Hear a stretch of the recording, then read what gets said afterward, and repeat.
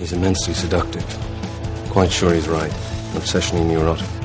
Pretty dangerous, in fact. Let us never tolerate outrageous conspiracy theories. Do you mean you doubt your powers to convince him? Say it! Say it! All right, I'll say it. Worse than that. What I'm afraid of is his power to convince me. We're talking about putting a manifestly irresponsible man on national television. Sweetheart, be reasonable. What? This is the end game.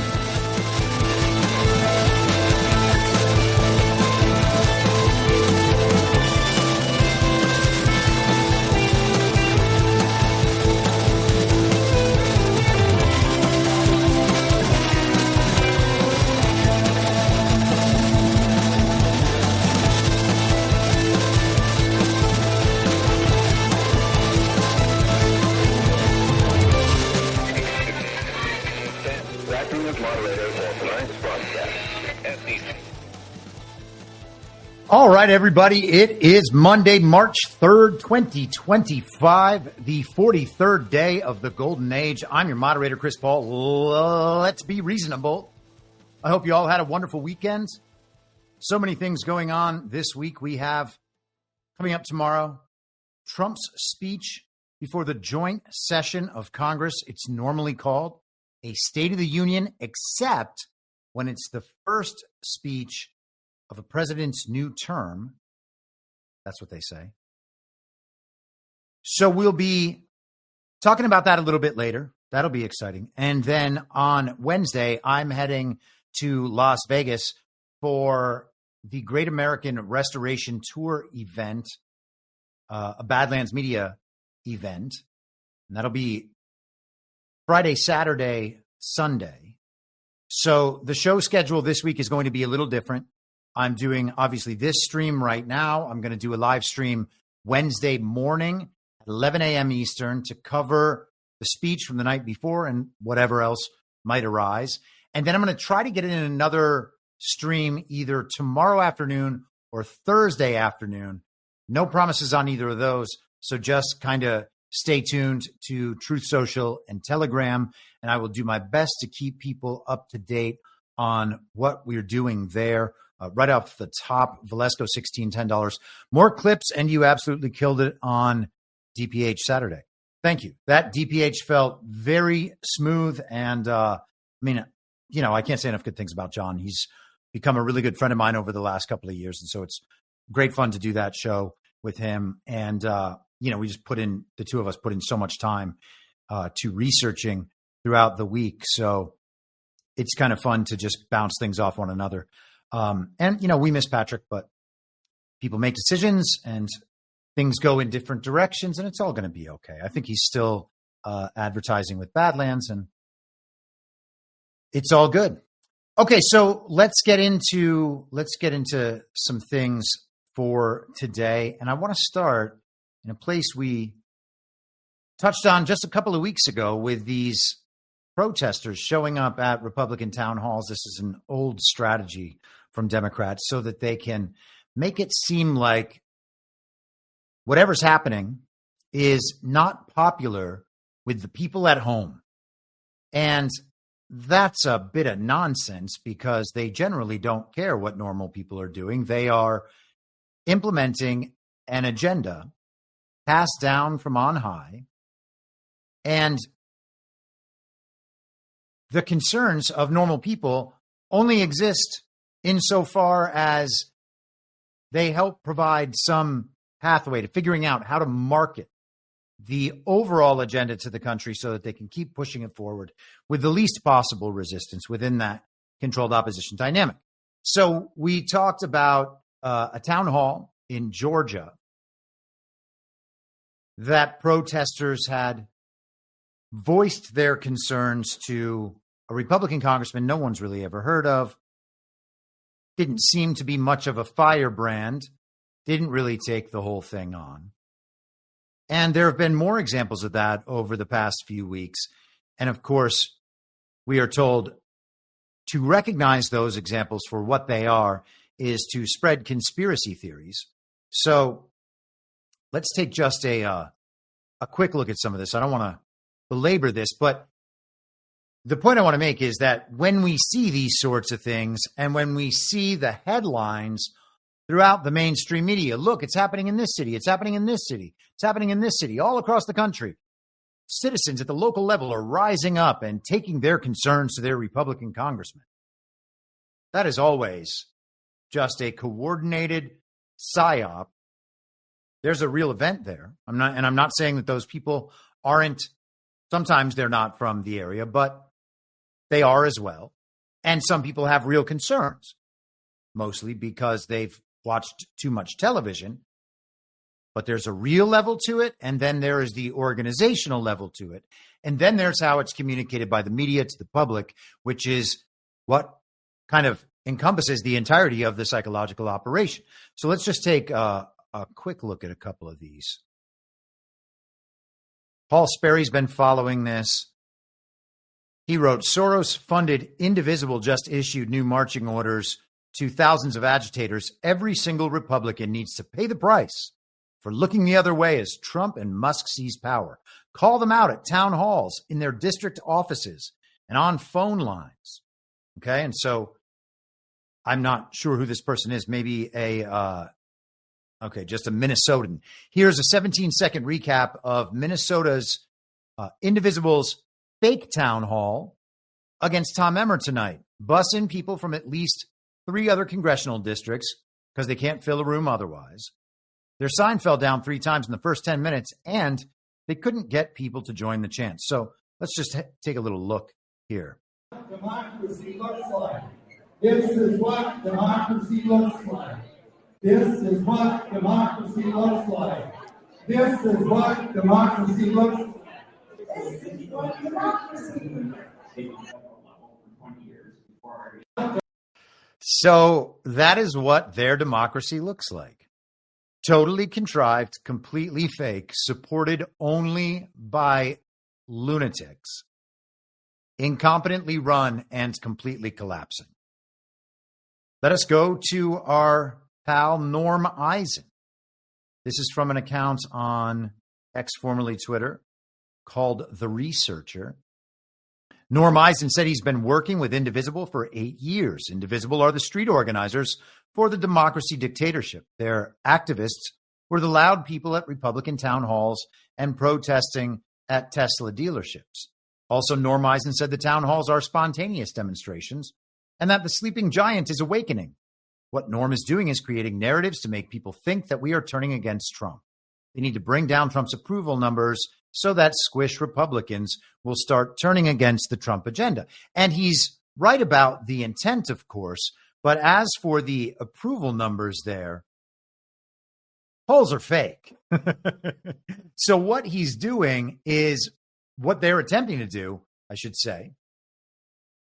They're attempting to create a public narrative about why those poll numbers will be coming down so that when the polling organizations put out polls that show the numbers coming down, people will see those numbers totally made up and understand, at least assume, that the numbers have come down for these real reasons, that there's actual resistance out there. That's why they do this. It's a psyop. And this goes back, Indivisible does go back to the Obama days. Here's Norm Eisen.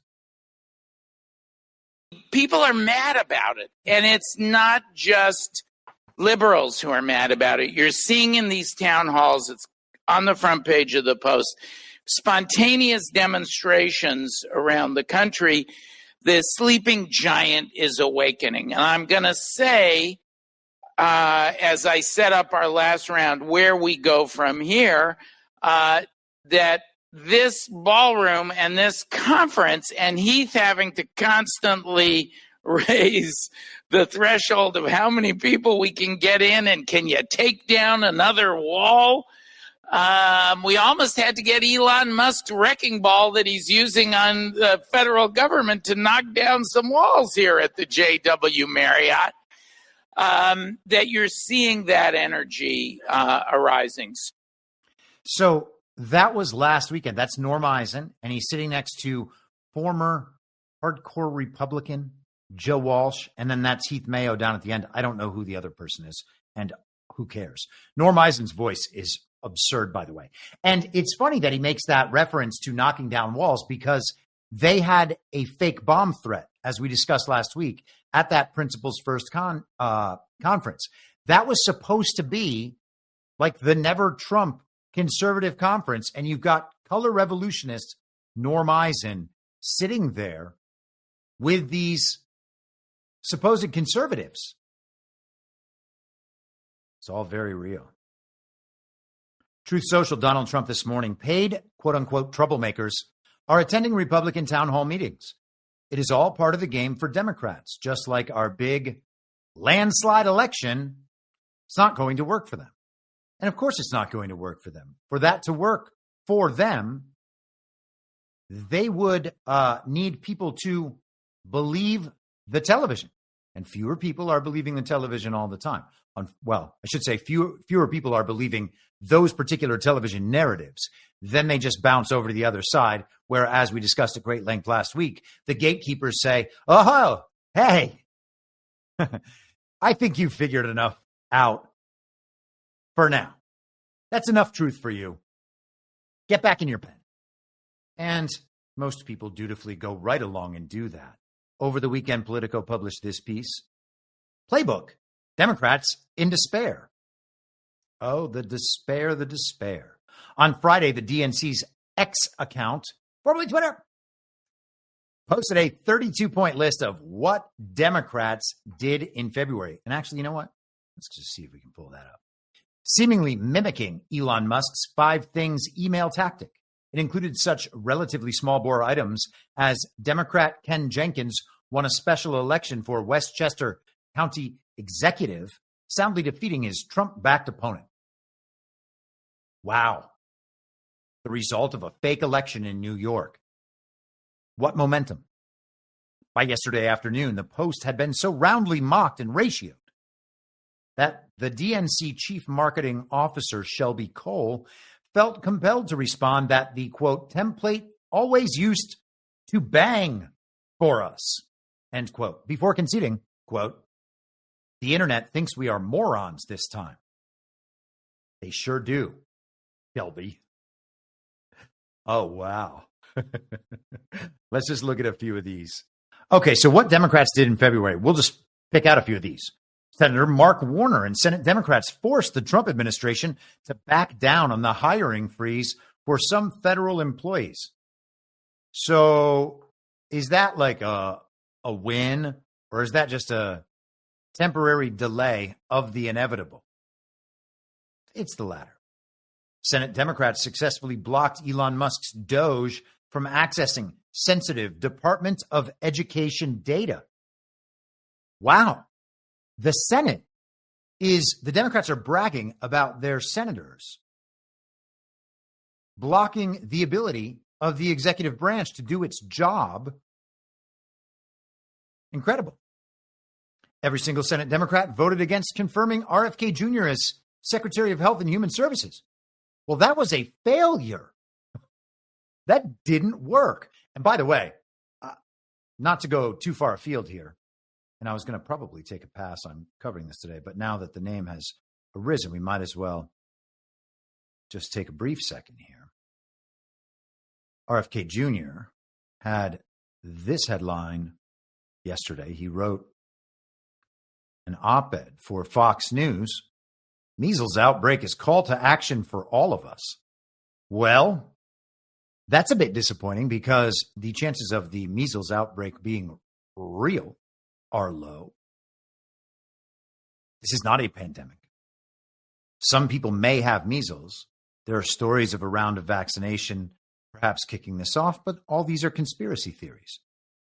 As the Secretary of the U.S.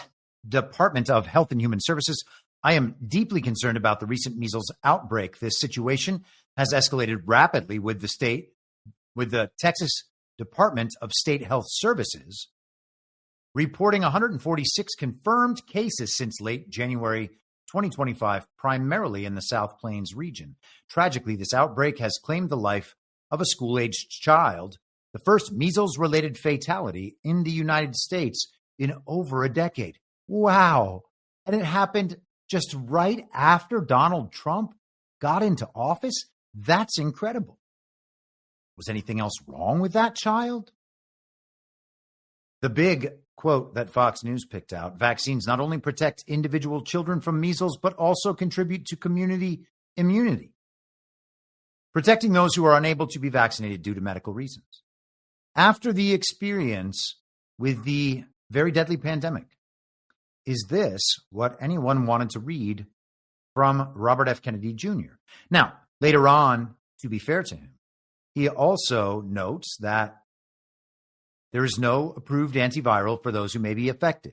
CDC has recently updated their recommendations supporting administration of vitamin A under the supervision of a physician for those with mild, moderate, and severe infection. Studies have found that vitamin A can dramatically reduce measles mortality. Well, thank goodness. I understand that measles mortality is a huge problem, considering no children have died from it in the last 10 years. Why is RFK Jr. doing that? Well, he told us that some vaccines were good, didn't he? I guess we should have just taken him at his word instead of assuming that he was saying it so that he could win the irrelevant votes of a bunch of illegitimate senators to get appointed to his government position. Ridiculous. But let's continue with the list of Democrat fun that they're having, all these big victories. Missouri Senate Democrats voted unanimously on legislation to help Missouri seniors afford the rising cost of electricity, crushing it.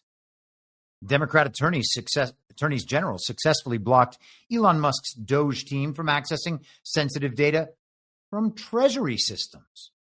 Ah, yes. What victories they've had. Further on down the Politico article, some of the big takeaways. Those gathered laid out 20 solutions for how Democrats can regain working class trust and reconnect with them culturally. Democrats, they're just like MAGA. The party should, quote, embrace patriotism, community, and traditional American imagery. Weird that shunning all those things for so long might make people think that you hate America, particularly while pitching constant globalism. Democrats should ban far-left candidate questionnaires and refuse to participate in forums that create ideological purity tests and move away from the dominance of small-dollar donors whose preferences may not align with the broader electorate. Wait, what? So they don't want the small-dollar donors who they are casting here as somehow far or radical left. Not that they are not all far and radical left, as are centrist Republicans, as are pretty much all establishment Republicans. In any normal political spectrum, they would all be on the left, if not far left, considering the globalism, the collectivism, etc., and the authoritarianism for that matter. Small dollar donors are no longer good. They used to pitch that to us as proof that there was widespread support for Democrat policies and Democrat candidates. That was the proof that the common American man and woman supported Democrats. That is no longer good, probably because they're not going to be able to run their Act Blue, Win Red smurfing operation where they launder money through the names of voters all across the country. They should push back against far-left staffers and groups that exert a disproportionate influence on policy and messaging. They trained these people to do these things, and now they're saying, oh, we got to get rid of that. It's their fault. They're just doing that on their own. Grassroots, like Indivisible. Candidates should get out of elite circles and into real communities. Tailgates, gun shows, local restaurants, and churches. Wow. The party needs to own the failures of Democrat governance in large cities and commit to improving local government. It is amazing with these priorities that show such detachment from normal American life that they are also suggesting they received 75 million real lawful American votes for Kamala and 81 for Joe Biden. And it's always good to just remember what Donald Trump had to say about that, not more than a few weeks Sports has always been something that Americans rally around to come together. They really do. You won the popular vote. You won all the swing states. But still, Kamala Harris got 75 million votes in the country. Well, if you believe the whole thing. Yeah. Okay. Let's just say it is ridiculous that the election was as it was. Excuse me. There are 7 swing states. I won them all. You did by a lot. But let me just get to the dismount here. And I won the popular. Have you thought about how to try to bring the country together? Whole thing's ridiculous. There's no way that the Democrats could come anywhere close to 50% of the country supporting Kamala. And then, after the election, need to pay people to show up at town halls to face the great threat of Donald Trump, and then have those priorities on how they're going to fix the party. They're detached from everything.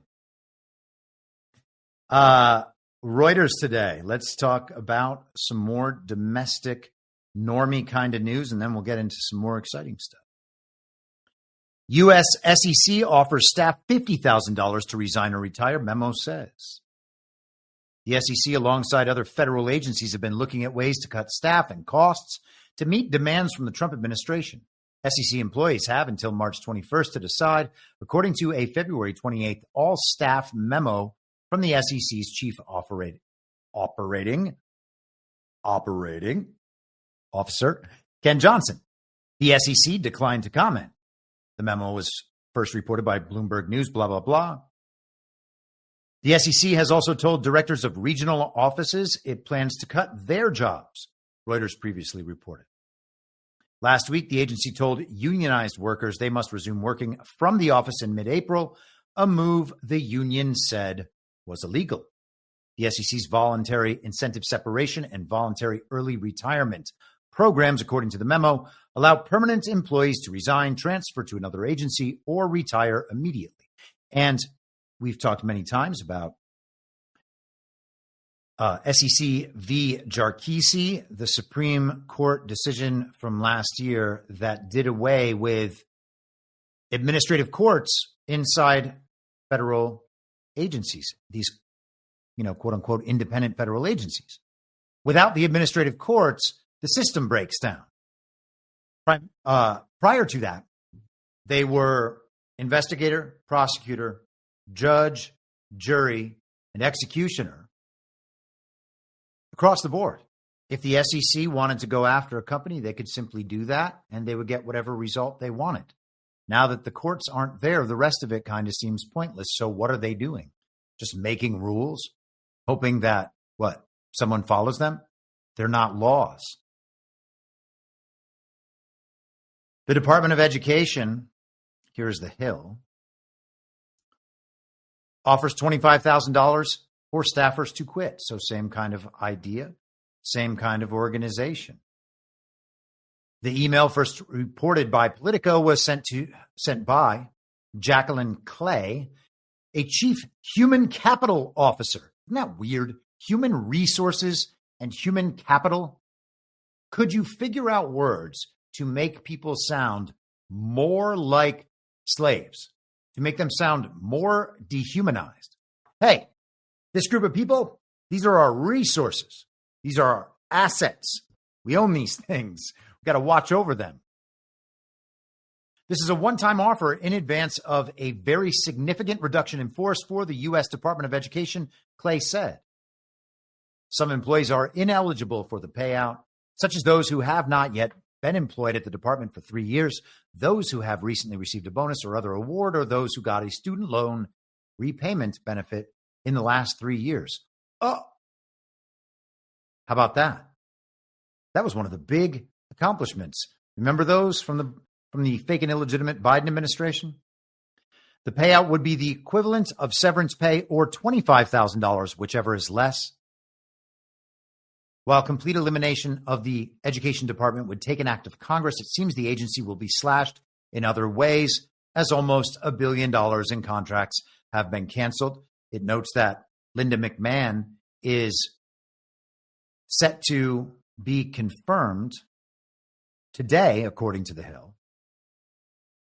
So I suspect they're probably going to be correct on that. And they're claiming that an act of Congress is needed to remove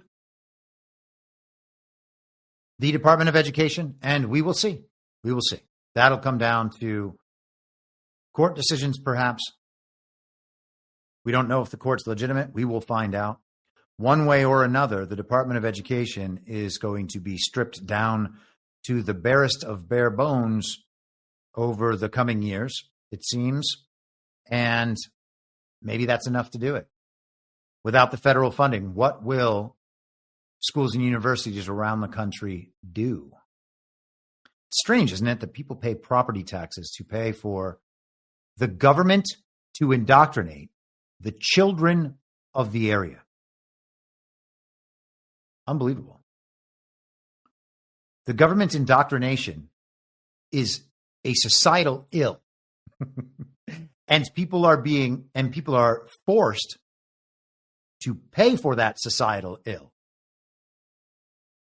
In addition to what they already pay the federal government for all the societal ills that the federal government provides. And if you refuse to pay them, then they'll take your house. We live in a crazy, crazy land. So Donald Trump highlighted this on Truth Social today, a series of posts from the Treasury Department.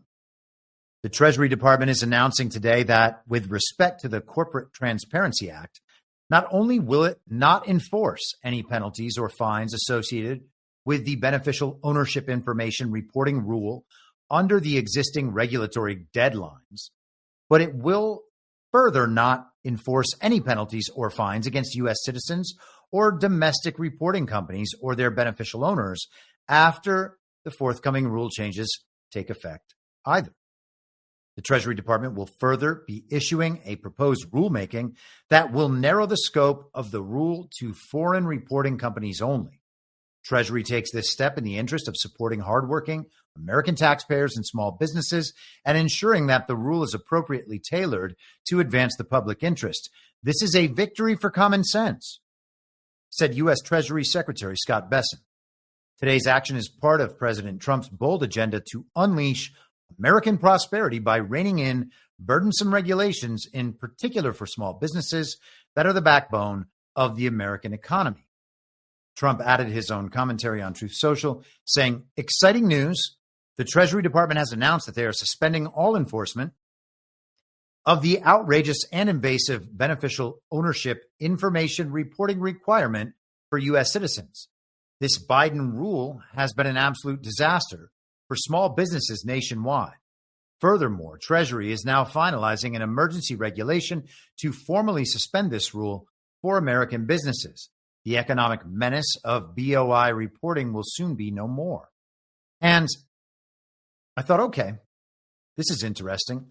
I don't know jack shit about this. And so I started doing a little research. I thought maybe I will dig hard on this today and see what I might be able to find. But there's so much else going on that I deprioritized it.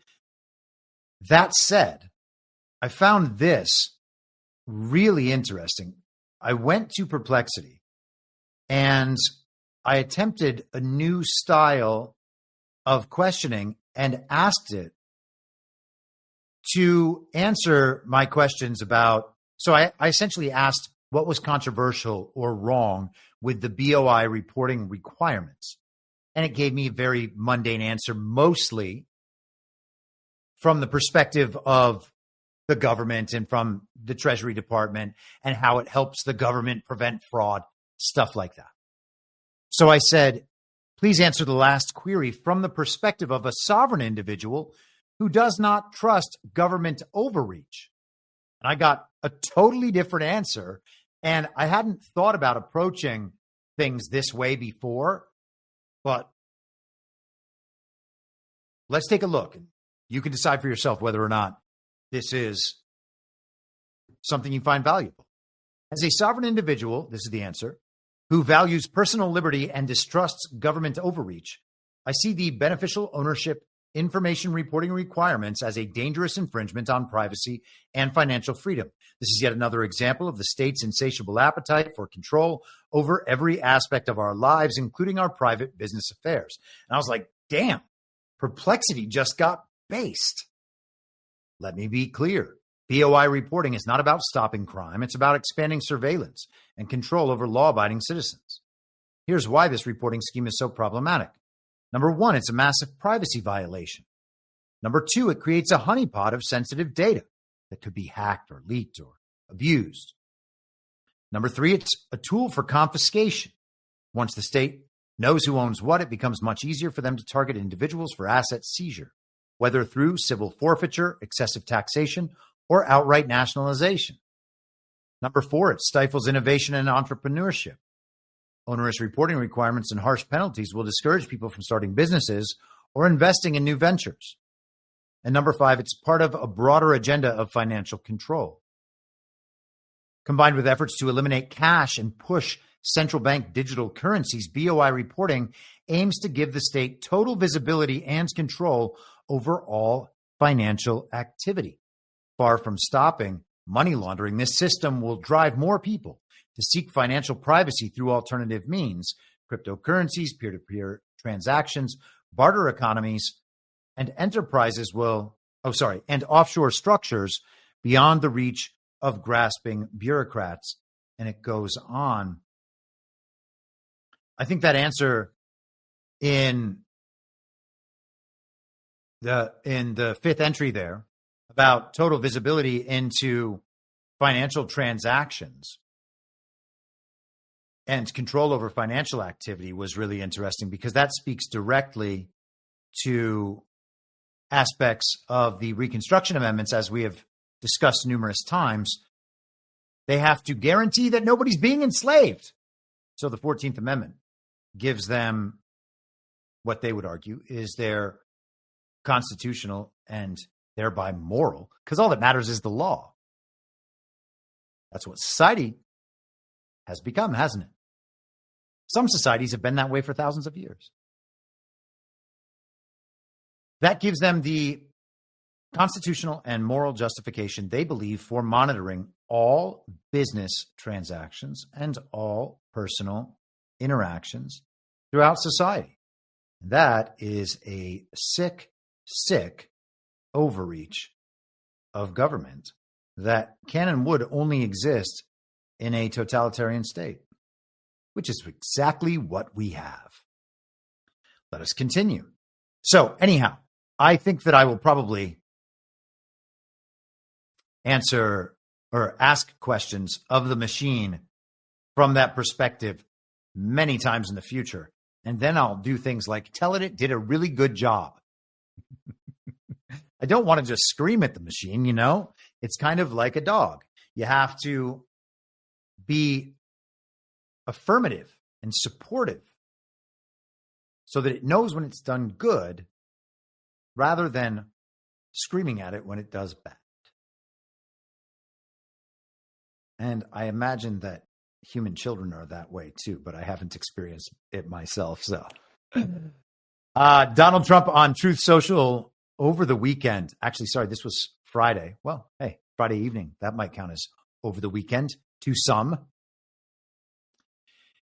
He said Major League Baseball didn't have the courage or decency to put the late, great Pete Rose, also known as Charlie Hustle, into the Baseball Hall of Fame. Now he is dead. Will never experience the thrill of being selected, even though he was a far better player than most of those who made it and can only be named posthumously. What a shame. Anyway, over the next few weeks, I will be signing a complete pardon of Pete Rose, who shouldn't have been gambling on baseball, but only bet on his team winning. He never betted. Hey, sometimes misspellings matter. Maybe. Otherwise, it would just be he never bet against himself. But he never betted against himself or the other team. He had the most hits by far in baseball history and won more games than anyone in sports history. Baseball, which is dying all over the place, should get off its fat, lazy ass and elect Pete Rose even though it's far too late, into the Baseball Hall of Fame. And I thought, okay, that's interesting. There is something very American about that. There's something very American about Pete Rose in general. He just seemed like an all-American baseball player, played hard, lived hard, made some mistakes, as we all do. And Donald Trump is reflective of that same kind of persona in many ways. And so it seemed oddly appropriate that Trump would do that. And then I saw in some of the coverage of Trump's comments something I found a little interesting, and I'll allow you to try it on for size, and you can discern for yourself whether or not it is interesting. This is the New York Post on Saturday. Rob Manfred considering petition to remove Pete Rose from MLB's ineligible list. Less than 24 hours after President Trump said he plans to issue a complete pardon of Pete Rose over the next few weeks, ESPN reported that MLB Commissioner Rob Manfred is considering a petition filed by the family of 17-time All-Star in January that requested him to be removed from the sport's ineligible list. According to ESPN, Jeffrey Lenkov, the lawyer, filed a petition after he and Rose's daughter Fawn met with Manfred at the end of last year. So the petition had been filed a few weeks ago. And I'm thinking, okay, so the petition came out. Trump knows about the petition, maybe or maybe not. But he certainly knew about it by the time he posted on Truth Social, one would think. He didn't just bring Pete Rose up out of nowhere. Do you think Pete Rose is going to be taken off the ineligible list? I would suspect that Pete Rose will absolutely be taken off the ineligible list. I would also suspect that Donald Trump knew that before Friday evening, or maybe he just heard on Friday, is what I'm saying. And at the point at which he finds out this thing is going to happen, or maybe he talked to Manfred and applied some pressure, whatever it was, I would assume that Donald Trump had foreknowledge of that, and that sparked his post. Now, when you look at it, it looks like, and it's going to look like to the American public, that Donald Trump was responsible for getting Pete Rose off the ineligible list. And maybe we'll find out that he actually was, but either way, he's going to be given credit for it. Because people will hear about Pete Rose with Trump's post. Enough people will hear about it. So that if it ever comes up in conversation, someone there is probably going to know, oh yeah, Trump posted about that. In all the coverage of the Pete Rose being removed from the ineligible list story, there's going to be a note about how Donald Trump posted about it on Truth Social. And I bring this up because I think it's reflective of a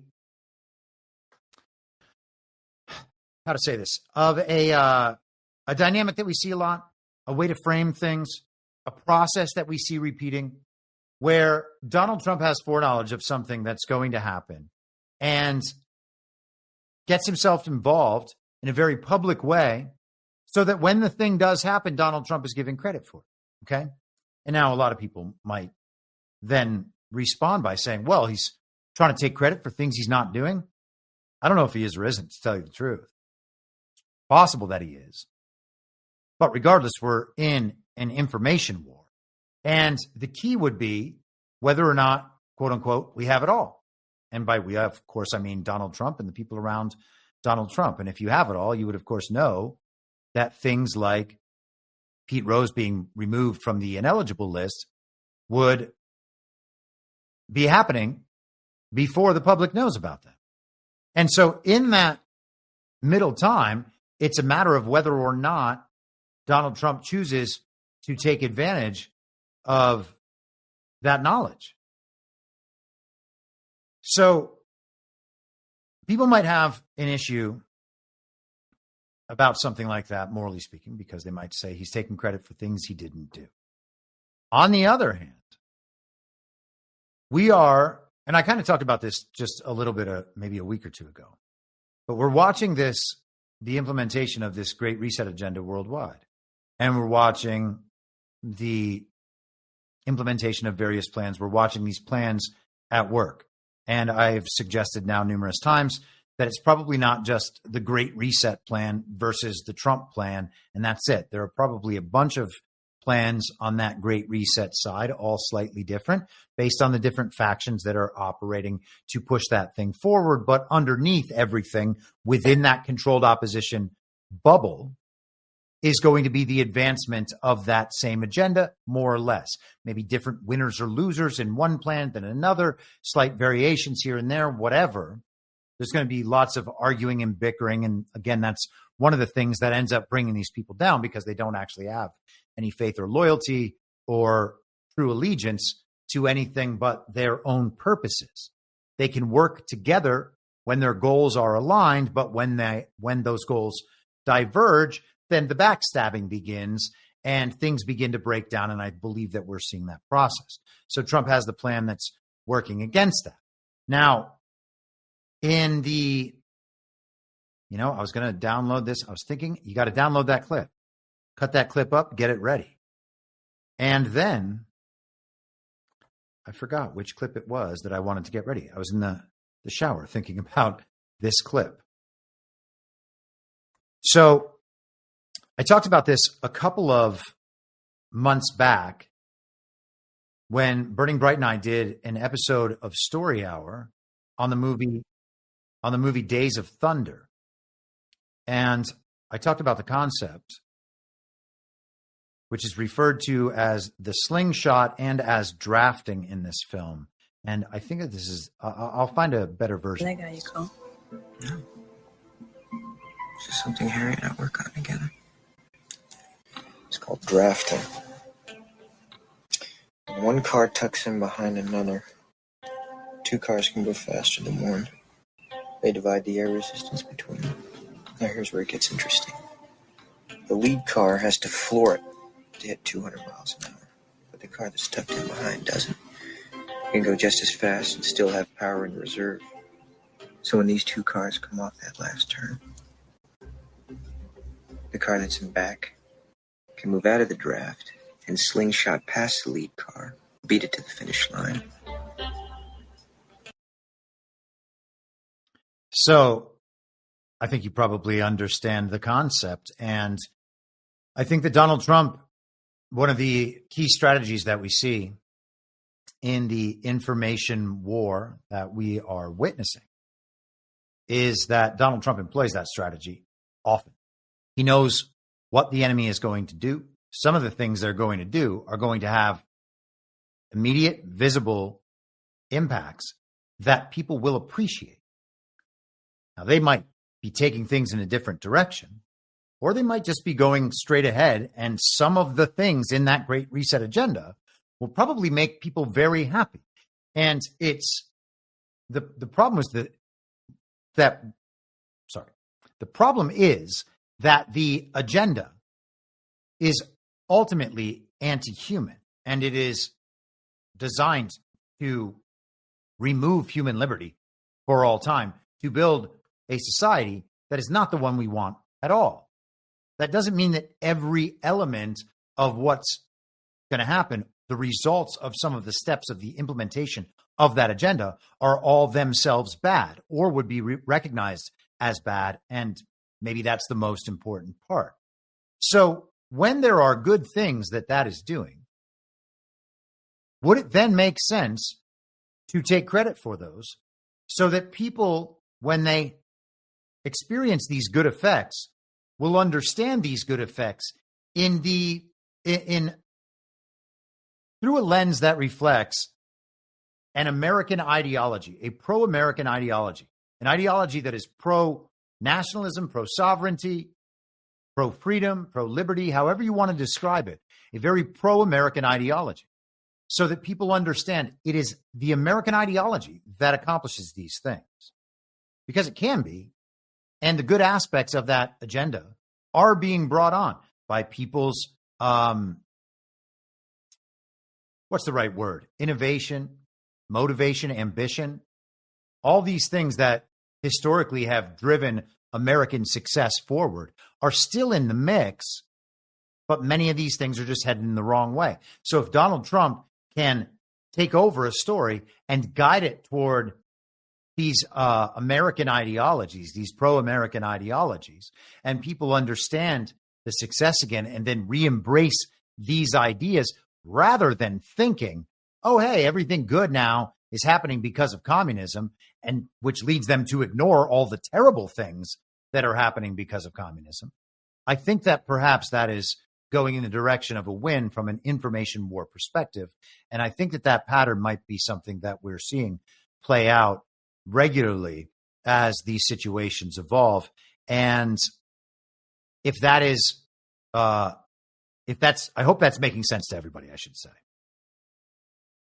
Pause for a second, go to the chat. Goose 573, $20. Thank you for all your hard work. Thank you for all your support. That's me responding for those of you on the audio version. John in Connecticut, $20. You are among the brightest thinkers of contemporary cultural and social politics. You're one of the few voices condemning Reconstruction other than L.B. Bork, author of the Red Amendment. Thank you, John in Connecticut, and thank you for your support. Very kind words. I have checked out the Red Amendment as you have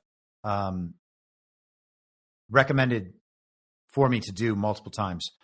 And I would be interested in a conversation with the guy. I haven't had enough time to really get deep on the website. I can see that we're very much on the same path as far as that part of my understanding about where we are politically goes.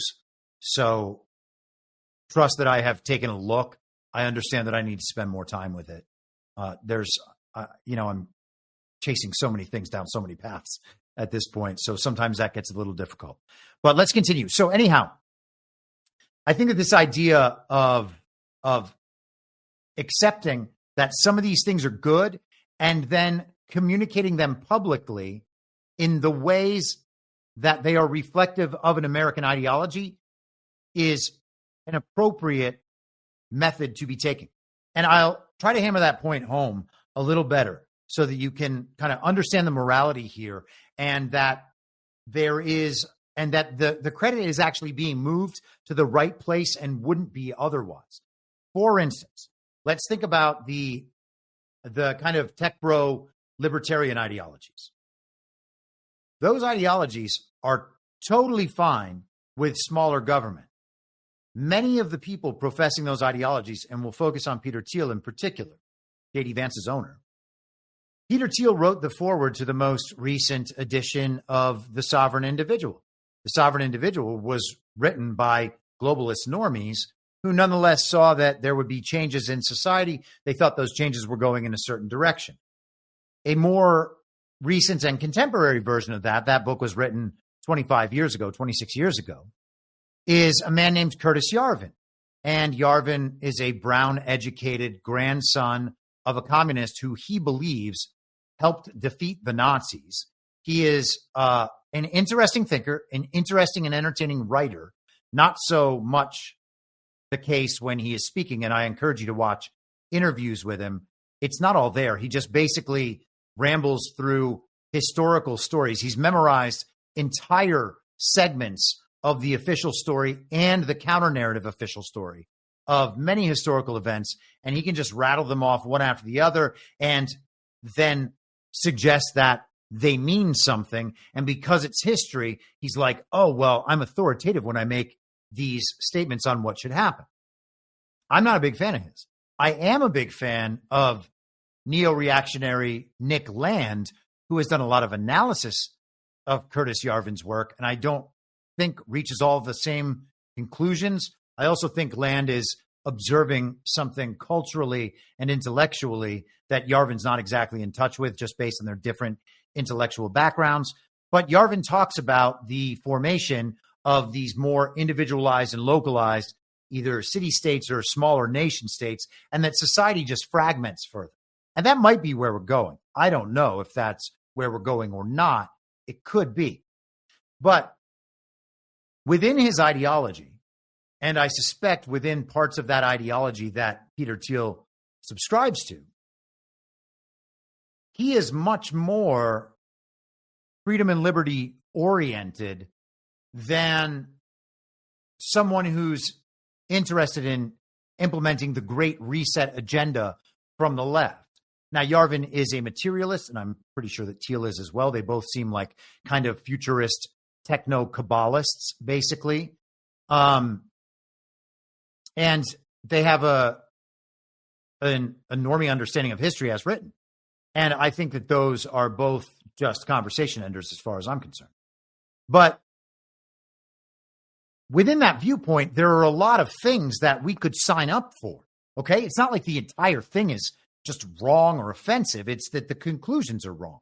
And so to the extent that the techno-libertarians are driving some aspect of what this current Trump administration is, especially considering that they may not have wanted Trump to be involved anymore to begin with, well, then there are aspects of their ideology embedded in what's happening right now and embedded in that Great Reset agenda that Trump is also going to go along with, okay? So it can be part of their agenda to remove massive chunks of the federal bureaucracy, which is a good thing, which comports with the original Constitution, but is nonetheless not part or not ideologically so much part of that Great Reset.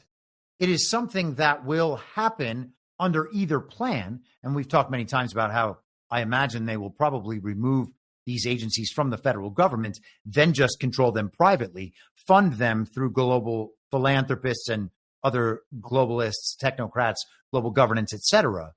And they'll do the same thing privately, wielding the same influence privately. And I am suggesting that the techno-libertarians, as part of that Great Reset agenda, would be more than happy to have those organizations run privately and not by the federal government. Okay? So our interests are aligned on the shrinking and fragmentation of the federal government.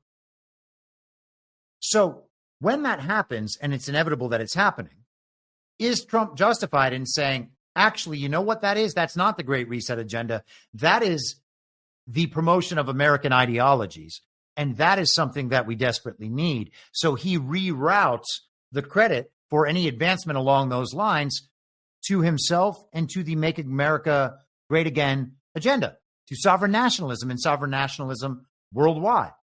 So I hope that helped all of this make sense. If it didn't, then I probably just wasted your time in extraordinary ways. But hopefully that makes sense. Now, let's go ahead and continue. And I think this is just incredibly interesting. I talked about this a little bit. John and I discussed it on Saturday night on Devolution Power Hour on Badlands.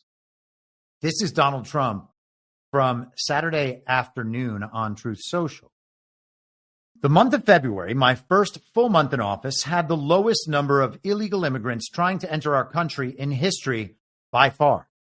There were only 8,326 apprehensions of illegals by Border Patrol at the U.S.-Mexico border, all of whom were quickly ejected from our nation or, when necessary, prosecuted for crimes against the United States of America. This means that very few people came. The invasion of our country is over. And I'm going to highlight that. The invasion of our country is over. In comparison, under Joe Biden, there were 300,000 illegals crossing in 1 month, and virtually all of them were released into our country. Thanks to the Trump administration policies, the border is closed to all illegal immigrants. Anyone who tries to illegally enter the U.S. will face significant criminal penalties and immediate deportation. The key there, as I said, the invasion of the country is over. Trump followed that up yesterday on Truth Social saying, illegal border crossings last month were the lowest ever recorded. Thank you. All in caps with exclamation points. So the invasion is over. So says Donald Trump. Should we suspect that the invasion is over? I would say yes. 8,326 a month, 12 months. That's damn near 100,000 total for the year.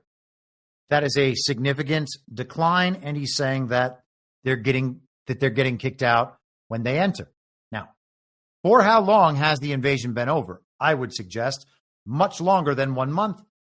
But these are the sorts of things we will learn about someday in the future. Again, I think that a lot of the stories that we witnessed over the last 4 years are things that are being rerun from history actually made in reality prior to that, much like the Ukraine war. For instance, I believe the immigration problem probably followed a very similar trajectory. And I think as one of the proofs of that, people should look back last year at the Unipartisan Compromise and the agenda for immigration that was not passed, blamed on Donald Trump, and then, nonetheless, the immigration problem began to rapidly decline, even within the central narrative, because the central narrative had already planned for a decline in immigration. They were just prepared to credit the Unipartisan Compromise with the decline in immigration. Instead, we can understand that the proper lessons to take about immigration are that the country must have enforceable borders so that we are not a borderless part of the global, international, rules-based liberal order. Now, the other thing about Trump noting that the invasion is over is that it takes away one of the pillars of Mike Johnson's new package.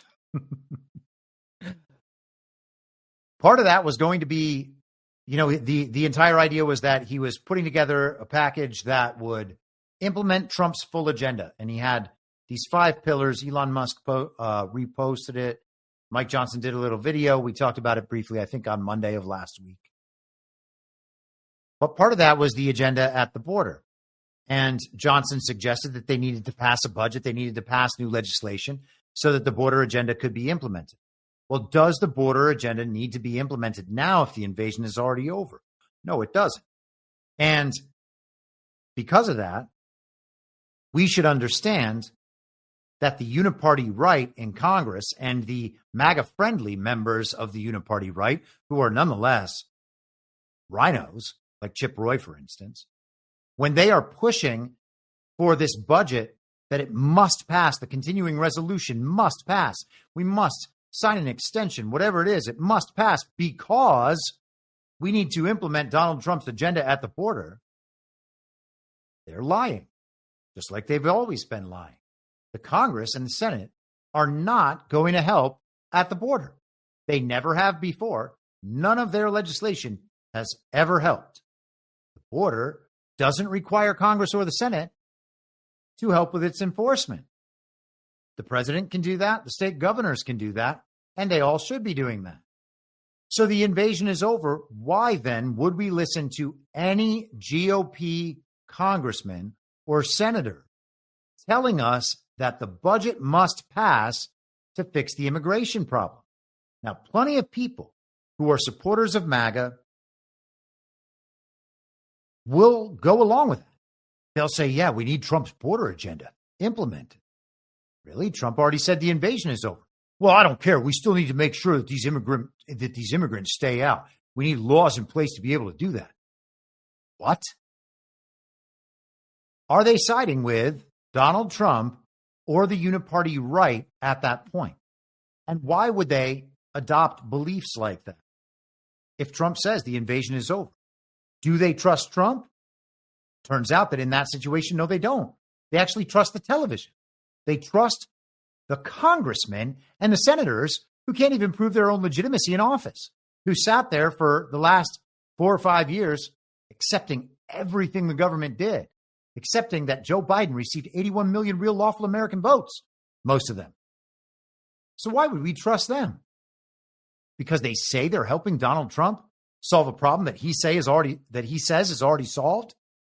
Why would we want that? This is one of the nuances of the Uniparty understanding that absolutely must really take hold. Because these people are supporting the Uniparty while saying they're supporting Donald Trump. And because of that, and because of people's concern about the immigration issue, they'll actually think that the Uniparty is going harder on the issue than Donald Trump is. Well, the Uniparty is saying we need to do something down at the border. And I understand that we really do have to do something down at the border. Cool. Well, Donald Trump says the invasion's already over. Which one do you believe? Oh, you believe the television, and you believe the congressmen and the senators because of the television. Because all the mainstream podcasters, like the ones we saw at the White House last week, like Tucker and Bongino and The Blaze and the Daily Weimar and all of it, they all agree, got to pass this package so that we can take care of the border problems just like Donald Trump wants. Well, Donald Trump's made it clear that the invasion is over. And so when we think about the budget, initially we wanted one big, beautiful bill. The Senate, they need two bills. So that's impossible. Balance the budget. That's impossible. We heard Chip Roy say he might want a CR to go to June. And then Trump raised him and said, you know what? Let's just take it to September, the end of the fiscal year. Do they want that? Can the Republicans look good while passing a CR that funds the government for another 7 months? It funds all those programs for another 7 months. I would suggest no. And so in messaging, in Trump's messaging, message after message, he has made an impossible task for the GOP establishment in the Congress and Senate. And he made it more impossible by letting everyone know that the invasion is over, which means that the congressmen and the senators can't use that as leverage in the media, in the information war sense, any longer to convince the American people to support what they're doing. Okay? So he's making the task harder while also making it so people are less likely to support them in the accomplishment of that task. Okay? Which again makes the task harder. As far as I'm concerned, that seems like a very concerted effort to blow this thing up while keeping his hands completely clean. We don't want more continuing resolutions passed. We don't want more unaccountable spending in the federal government. And if we are able to get there on the 14th in 11 days, that would be quite nice. You know, I don't think I'm going to be able to find this, unfortunately. I looked for a bit this morning and could not find it. Steve Bannon, I don't know, a few weeks ago, was talking about things that would happen in March. He was saying that he was looking ahead to March 4th for the president's big speech, and then the time between March 4th and March 10th on getting the whole budget thing figured out. This is when all the drama is going to go down. And that is an interesting 10-day period. We are about to enter it tomorrow. I'm not trying to date fag. I don't know what's going to happen. But Bannon is someone who, in my estimation, has considerable insight into what is going to be happening and how those things will be messaged by all sides. And so I take him very seriously when he's talking about things like that. And Donald Trump, this morning, posted this. Tomorrow night will be big. I will tell it like it is. Tomorrow night is Donald Trump's speech before the joint session of Congress. Usually it's known as the State of the Union, but in the first year, as I said, of a new presidential administration, they will call it the speech before the joint session of Congress, which the State of the Union also is, but this one just doesn't have that special name. Now, March 4th is an interesting date because March 4th used to be the day of the presidential inauguration.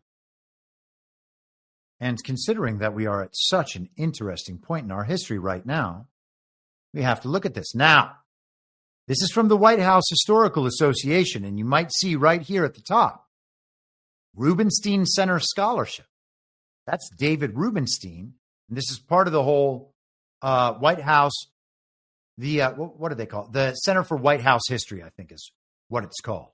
So this is an article by an historian named Lena Mann, who's part of this organization. And if you go to the About section, you can see the Board of Governors, the Board of Directors, or whatever they call it. All prominent globalists, Goldman Sachs, etc. The origins of the March 4th inauguration. So we're going to get the regime's version, okay? This is the David Rubenstein approved regime version of this history. And if I do a stream tomorrow, we're going to talk, I think, some more about some of this history leading into that speech that will be tomorrow evening. Today, Inauguration Day falls on an exact day and time, January 20th at noon. Every 4 years, either the president or the president-elect, takes the oath of office. Since 1981, presidents have typically taken the oath on the west front of the United States Capitol building. The public ritual demonstrates America's commitment to democracy and signifies a peaceful transfer of power to citizens and people around the world. However, prior to ratification of the 20th Amendment in 1933, most inaugurations took place on March 4th at noon. Contrary to popular belief, this language does not appear in the original text of the United States Constitution, which begs the question, how did the March 4th inauguration date come to be? To answer this question, one can look to the last Congress convened under the Articles of Confederation. On September 12th, 1788, this legislative body voted to approve the following resolution. The first Wednesday in March next be the time, and the present seat of Congress the place, for commencing proceedings under the said Constitution. The first Wednesday in March 1789 just happened to be March 4th. This resolution established that this date would mark the start of the new federal government under the ratified Constitution. Despite this resolution, President George Washington's inauguration did not take place until April 30th, 1789. Although government operations were set to start on March 4th, logistical delays made this impossible. On that date, the House of Representatives and the Senate attempted to convene for the first time. However, both legislative bodies failed to reach a quorum, the minimum number of members required to conduct official business. The first few months of 1789 were particularly cold and snowy, delaying many members of Congress traveling to New York City, the temporary seat of government. According to the Constitution, the President of the Senate shall, in the presence of the Senate and House of Representatives, open all the certificates, and the votes shall then be counted. How about that? This meant that until a quorum could be established to count the electoral votes, the winner of the presidency and vice presidency could not be determined or certified. Eventually, on April 6, 1789, enough members of Congress gathered to constitute a quorum. Once the electoral votes were counted, George Washington won the presidency unanimously with 69 electoral votes. Word of his victory reached Washington, and he made the journey to New York City from his Virginia plantation, Mount Vernon. Along the way, Washington was greeted with celebrations, dinners, and parades. He recorded his reception in New York City in his diary on April 23rd. The display of boats which attended and joined us on this occasion, with instrumental music on board, the decoration of the ships, the roar of cannon, and loud acclamations of the people, which rend the skies as I passed along the wharves, filled my mind with sensations as painful, considering the reverse of this scene, which may be the case after all my labors to do good, as they are pleasing. So that's quite a show, quite a display. Also interesting and of note, as I've said many times, the Articles of Confederation were meant to require 13 states to approve any changes at all. And then for the Constitution, they would just need 9 states to throw out that Articles of Confederation and approve a new constitution. President Washington was finally inaugurated on April 30th, 1789. Washington arrived at the Federal Hall Senate chamber at 1 p.m. At 2 p.m., Washington was escorted to a balcony outside the chamber, decorated with red and white curtains, to take the oath of office as a crowd gathered below. Chancellor of New York, Robert Livingston, administered the oath while Secretary of State Samuel Otis held the ceremonial Bible. Following the oath, Washington returned to the Senate chamber where he delivered his inaugural address. Many elements of Washington's first inauguration still persist today, including taking the oath before a public audience, swearing on a ceremonial Bible, and delivering an inaugural address. After Washington's first inauguration, Congress then set the official inauguration day. On March 1st, 1792, Congress passed legislation that established inauguration on March 4th. And it be further enacted that the term of 4 years for president and vice president shall in all cases commence on the 4th day of March next, succeeding the day on which the votes of the electors shall be given. This legislation did not specify the time of the inauguration. However, notes from George Washington's cabinet meeting on February 28, 1793 included the following about his upcoming second inauguration. Monday, 12 o'clock is presumed to be the best time, but as the mode will be considered by the public as originating with the president, it is submitted to him for his decision. From this point forward, inaugurations were typically held on March 4th at noon. On March 2nd, 1801, Thomas Jefferson confirmed this precedent with a letter sent to the Senate President pro tempore, James Hillhouse. Quote, I beg leave through you to inform the Senate of the U.S. that I propose to take the oath which the Constitution prescribes to the President of the U.S. before he enters on the execution of his office on Wednesday the 4th at 12 o'clock in the Senate chamber. On March 4th, the March 4th inauguration date was further codified with the ratification of the 12th Amendment on June 15th, 1804. The 12th Amendment modified the way in which the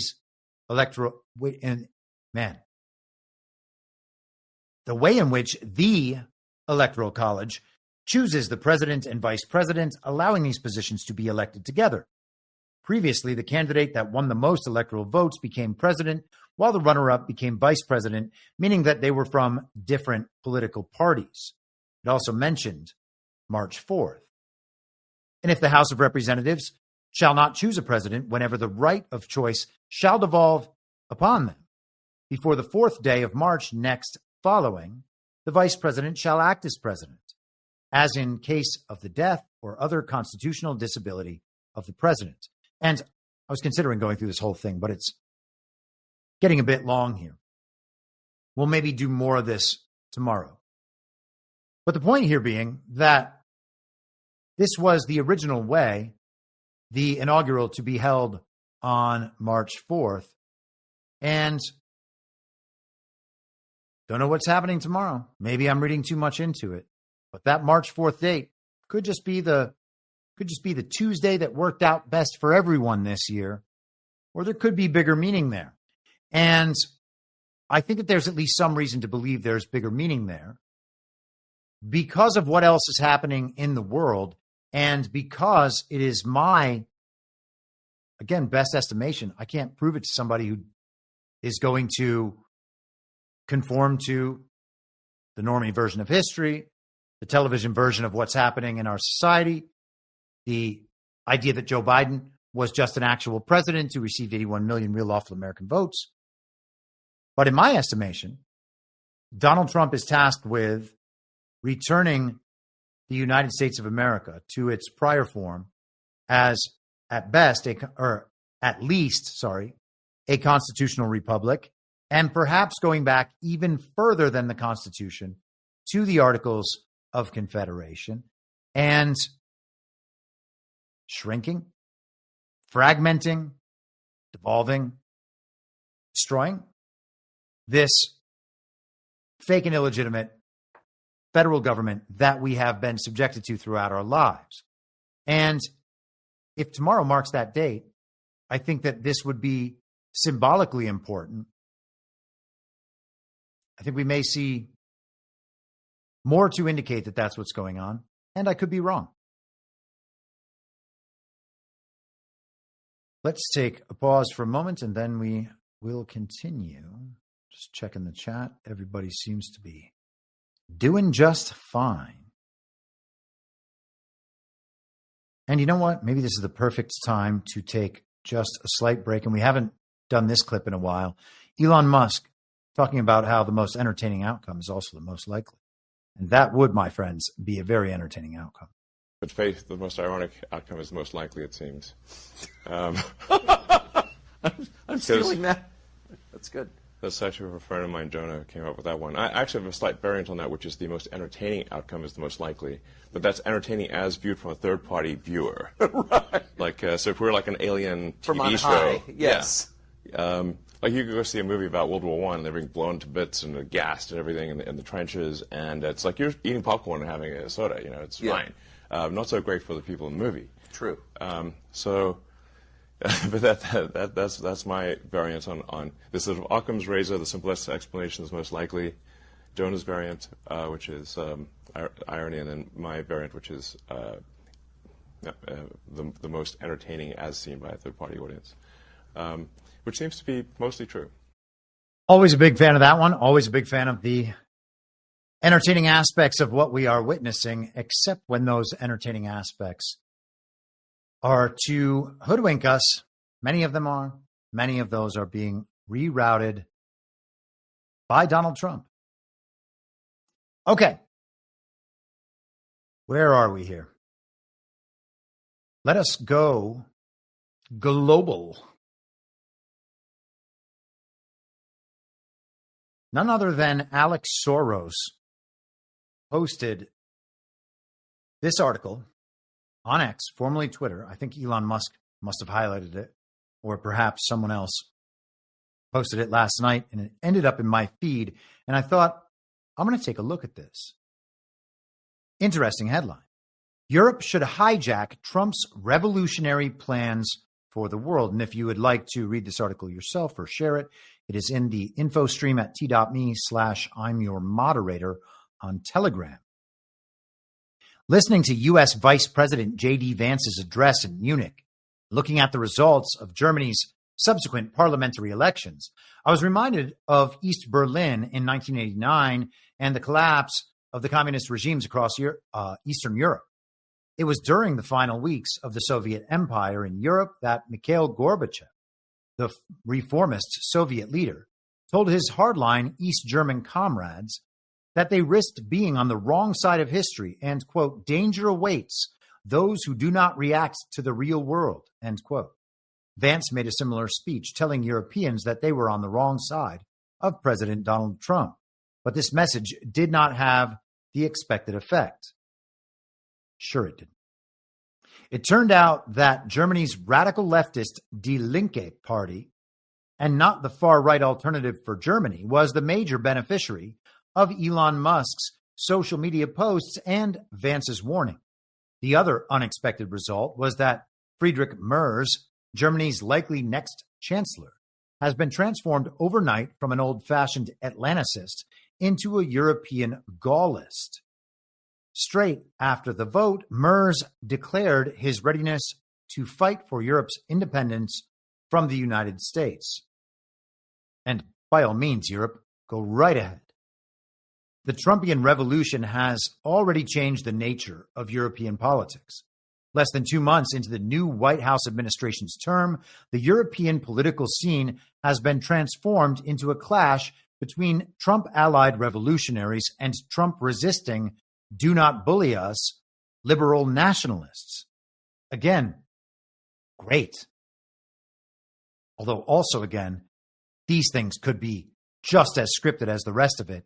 And this could be the plan to explain the Great Reset agenda and its implementation from the Uniparty right equivalents in Europe and in global governance. Now it is for the far right to justify Trump's anticipated tariffs on Europe, threatened this week at 25%, and to ask Europeans to follow Washington's leadership in foreign policy. Oh, yes, I'm sure that they will be so upset to have to go along with Trump's policies. They're going to have to explain it. You guys explain it. I'm sure they're quaking in their boots. By contrast, mainstream parties are acting as defenders of national sovereignty who hope to mobilize support by appealing to national interest and national dignity. Again, go for it. The Munich conference also put an end to the heated debate about whether Trump should be taken seriously, meaning not literally, or literally, meaning not seriously. And that was an old trope from the first Trump administration, back from the very beginning. Oh, you see, Trump's supporters, they take him seriously, but they don't take him literally. That's why your fact checks don't work. And then other times, of course, because the media needs to use Trump's words against him, in either scenario, they'll say, well, we need to take him literally, not just seriously. Krastev, I think is his name, says, now we know that he should be taken both seriously and literally. And as Vladimir Putin, Russia's president, has aptly observed, Trump does not simply say what he thinks, but he says what he wants. His comments about taking control of Greenland or the Panama Canal represent not signaling, but intention. The U.S. president is convinced that America's strategic interest lies in making Canada the 51st U.S. state. He strongly believes that he can split Russia from China, and he blames America's deep state for preventing him from achieving that in his first term. In this context, Europeans are wasting precious time pondering what will be Trump's plan for Ukraine and complaining about not being at the negotiating table.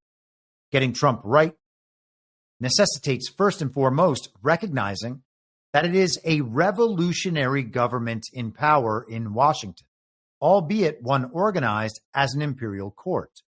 Revolutions never have detailed plans. They run by timetables, meet the moment, don't project steps ahead. It is unclear what exactly Trump wants to achieve in his negotiations with Putin, but he wants to achieve something very big, and he wants to achieve it fast, very fast. Now, some of that might be true. We were also told for the last 2 years, year and a half, whatever, that the plan was the Project 2025 agenda. Apparently, that is no longer a thing that matters. What Trump offers Putin, he says, is not simply the prospect of ending the war in Ukraine on terms broadly favorable to Moscow, but a grand bargain to reorder the world. That's a big statement. Trump and Putin are about to implement a grand bargain in order to reorder the world? If you were the sort of person that looks at the liberal international rules-based order, that's the sort of thing you would like. And so that is appealing to me. I'm assuming it's probably appealing to everyone listening to this podcast.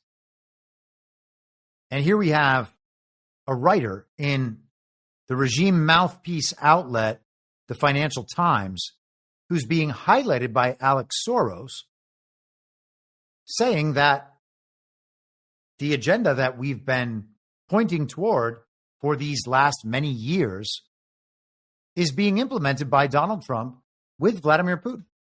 This is just short of admitting, oh yeah, there is actually this sovereign alliance out there opposing the liberal international rules-based order, the Great Reset agenda. It's incredible. This includes America's presence in Europe and also in the Middle East and the Arctic. Oh, the Middle East is involved? And the Arctic, huh? Trump promises Putin that Russia will be rapidly reintegrated into the global economy and that Moscow will regain the status of a great power that it lost in the humiliating 1990s. So the 1990s were the point at which the global regime was able to subdue in some way its ultimate enemy, Russia. And we're going to hear the reversal of this, the inversion, I should say, of this very shortly. Trump hopes this will convince Russia to sunder its alliance with China. I don't believe Donald Trump hopes that whatsoever, and I don't think anyone has seen any indication that that is Trump's intention, although that's how it's being projected by globalists to globalists, because what else are they going to say? Our whole system is about to collapse? The U.S. refusal in a UN vote to condemn Russia's aggression in Ukraine shocked even some of the president's most devoted admirers. But it was meant to persuade the Kremlin that the American leader is ready to do the unthinkable and reconfigure the world as shaped by Ronald Reagan and Gorbachev in the late 1980s.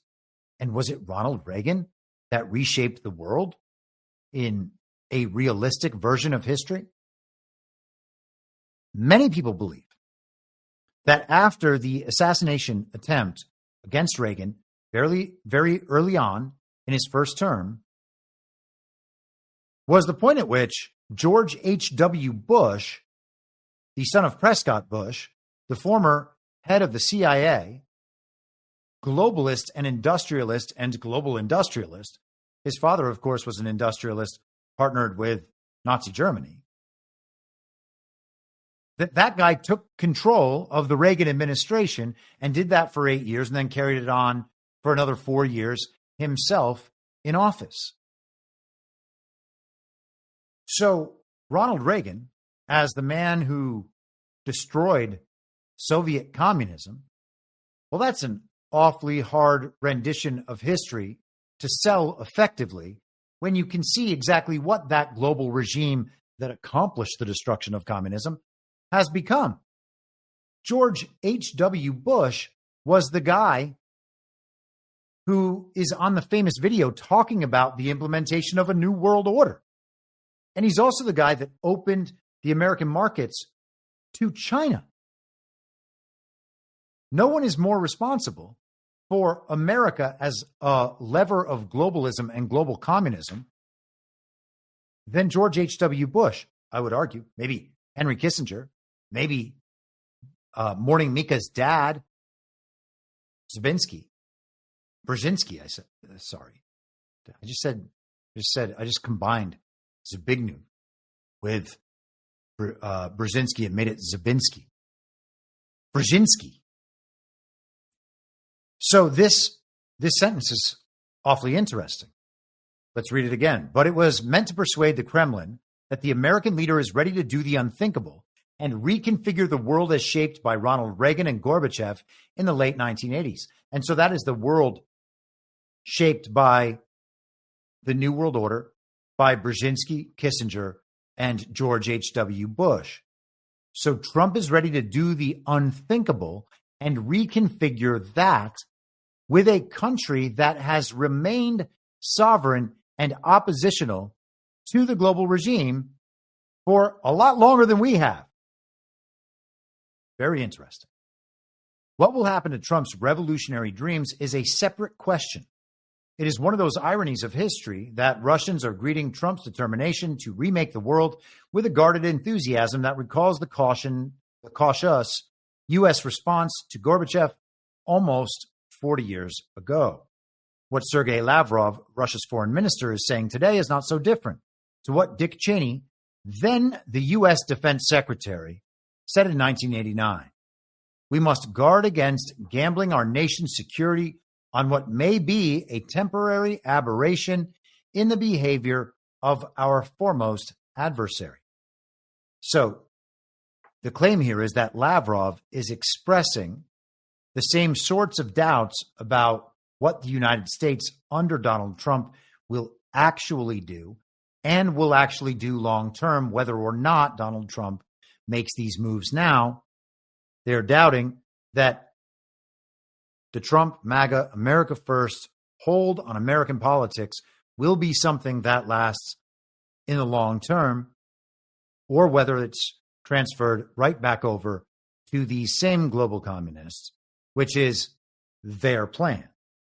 And then it would be run into the future by someone like a J.D. Vance or a Ron DeSantis. And maybe I should ask the machine, but there were rumors today that Kamala had somehow announced her intentions to run again for fake presidents in 28.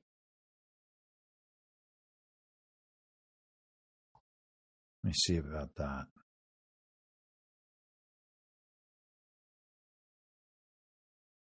Hold for processing. I'm not finding anything last. Now, perhaps that was just one of those things that appears on the internet. That would be hilarious, though. Let's close out this article. George Orwell once observed that all revolutions are failures, but they are not all the same failure. What kind of failure the Trumpian revolution will be, we do not know. But what history teaches us is that the best strategy is not to resist the revolutionaries, but to hijack their revolution. In doing this, Europe's success will mostly depend not on its ability to resist, but on displaying a talent to surprise. Could Europe find a way to benefit from not being at the U.S.-Russian negotiating table? Should Trump be left to own his great peace plan, for Ukraine and its implementation? In a moment of existential crisis like the present one, there is one valuable resource for the weaker party that stands out: political imagination. Now, what Krastev describes right here is exactly what I just described in terms of giving credit and taking credit and drafting a la Days of Thunder. What history teaches us is that the best strategy is not to resist the revolutionaries, but to hijack their revolution. I would argue that that is exactly what Donald Trump and MAGA are doing to their revolution. And their revolution is the Great Reset. Bernie Sanders called for revolution. We need a political revolution in this country. We also have, we know about the Great Reset agenda and what that intends to do. They are entirely reforming our culture in countless ways. The UN's 2030 agenda, the 17 pillars of that. That is a revolution that is being hijacked. And the good qualities of that revolution are being guided by and steered toward and messaged toward American ideology. While the rest of it, the aspects that represent the evil twin, the move, the push toward centralization, top-down government at a global level, that is the revolution that's being hijacked by Trump. They are suggesting that they're going to hijack it back. They would have to regain control of the control apparatus that they seem to have lost: the media, finance, trade resources, trade routes, and ultimately Team America World Police.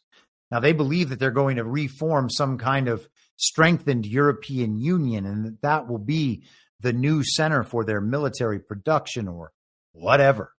They're going to somehow form these militaries and make their own United States out of Europe. I strongly doubt there is any chance that that effort will be successful. Now, we talk often about these stories that will eventually rerun, and let's go to the Financial Times one more time. Again, one of the primary elite mouthpieces of the global regime. The Economist is another. Project Syndicate is another. And if you want to get what they're actually trying to convince their people to believe, and I mean their people like their high-level people, people who are actually in the corporate world, in the financial world, people who want the kind of elevated take on everything. This is what regime-aligned rich people are supposed to believe according to the regime. Putin ally pushes deal to restart Nord Stream 2 with U.S. backing. A former spy and close friend of Vladimir Putin has been engineering a restart of Russia's Nord Stream 2 gas pipeline to Europe with the backing of U.S. investors, a once unthinkable move that shows the breadth of Donald Trump's rapprochement with Moscow. The efforts on a deal, according to several people aware of the discussions, were the brainchild of Matthias Warnig, an ex-Stasi officer in East Germany, who until 2023 ran Nord Stream 2's parent company for the Kremlin-controlled gas giant Gazprom. Warnig's plan involved outreach to the Trump team through U.S. businessmen, the people said, as part of back-channel efforts to broker an end to the war in Ukraine while deepening economic ties between the U.S. and Russia. Some prominent Trump administration figures are aware of the initiative to bring in U.S. investors, according to officials in Washington, and they see it as part of the push to rebuild relations with Moscow. While there have been several expressions of interest, one U.S.-led consortium of investors has drawn up the outlines of a post-sanctions deal with Gazprom, according to one person with direct knowledge of talks who declined to disclose the identity of prospective investors. Senior EU officials became aware of the Nord Stream 2 discussion in recent weeks. Leaders of several European countries are concerned and have discussed the matter, according to several officials with knowledge of the discussions. One of Nord Stream 2's two pipelines was blown up in sabotage attacks in September 2022 that destroyed both pipelines of its older sister project, Nord Stream 1. The other Nord Stream 2 pipeline, which has an annual capacity of 27.5 billion cubic meters of natural gas, is undamaged, but has never been used. Isn't that amazing? So there were two pipelines. Well, there are two sets of pipelines. There was Nord Stream 1. Then we have Nord Stream 2. Nord Stream 2 is two pipelines. One of them got damaged. The other one was just fine, but it's never been used. The latest plan would, in theory, give the U.S. unparalleled sway over energy supplies to Europe, the people said, after EU countries moved to end their dependence on Russian gas in the aftermath of the invasion. But, now, because that sounds like an enormous win, the U.S. and Russia would be at the head of the table worldwide, so to speak. But we understand the emergence of this multipolar world order. And if we are moving away from American empire, and it seems that's what we are doing, it's not to say that we're not moving, I should say, it's not to say that we are moving away from American dominance.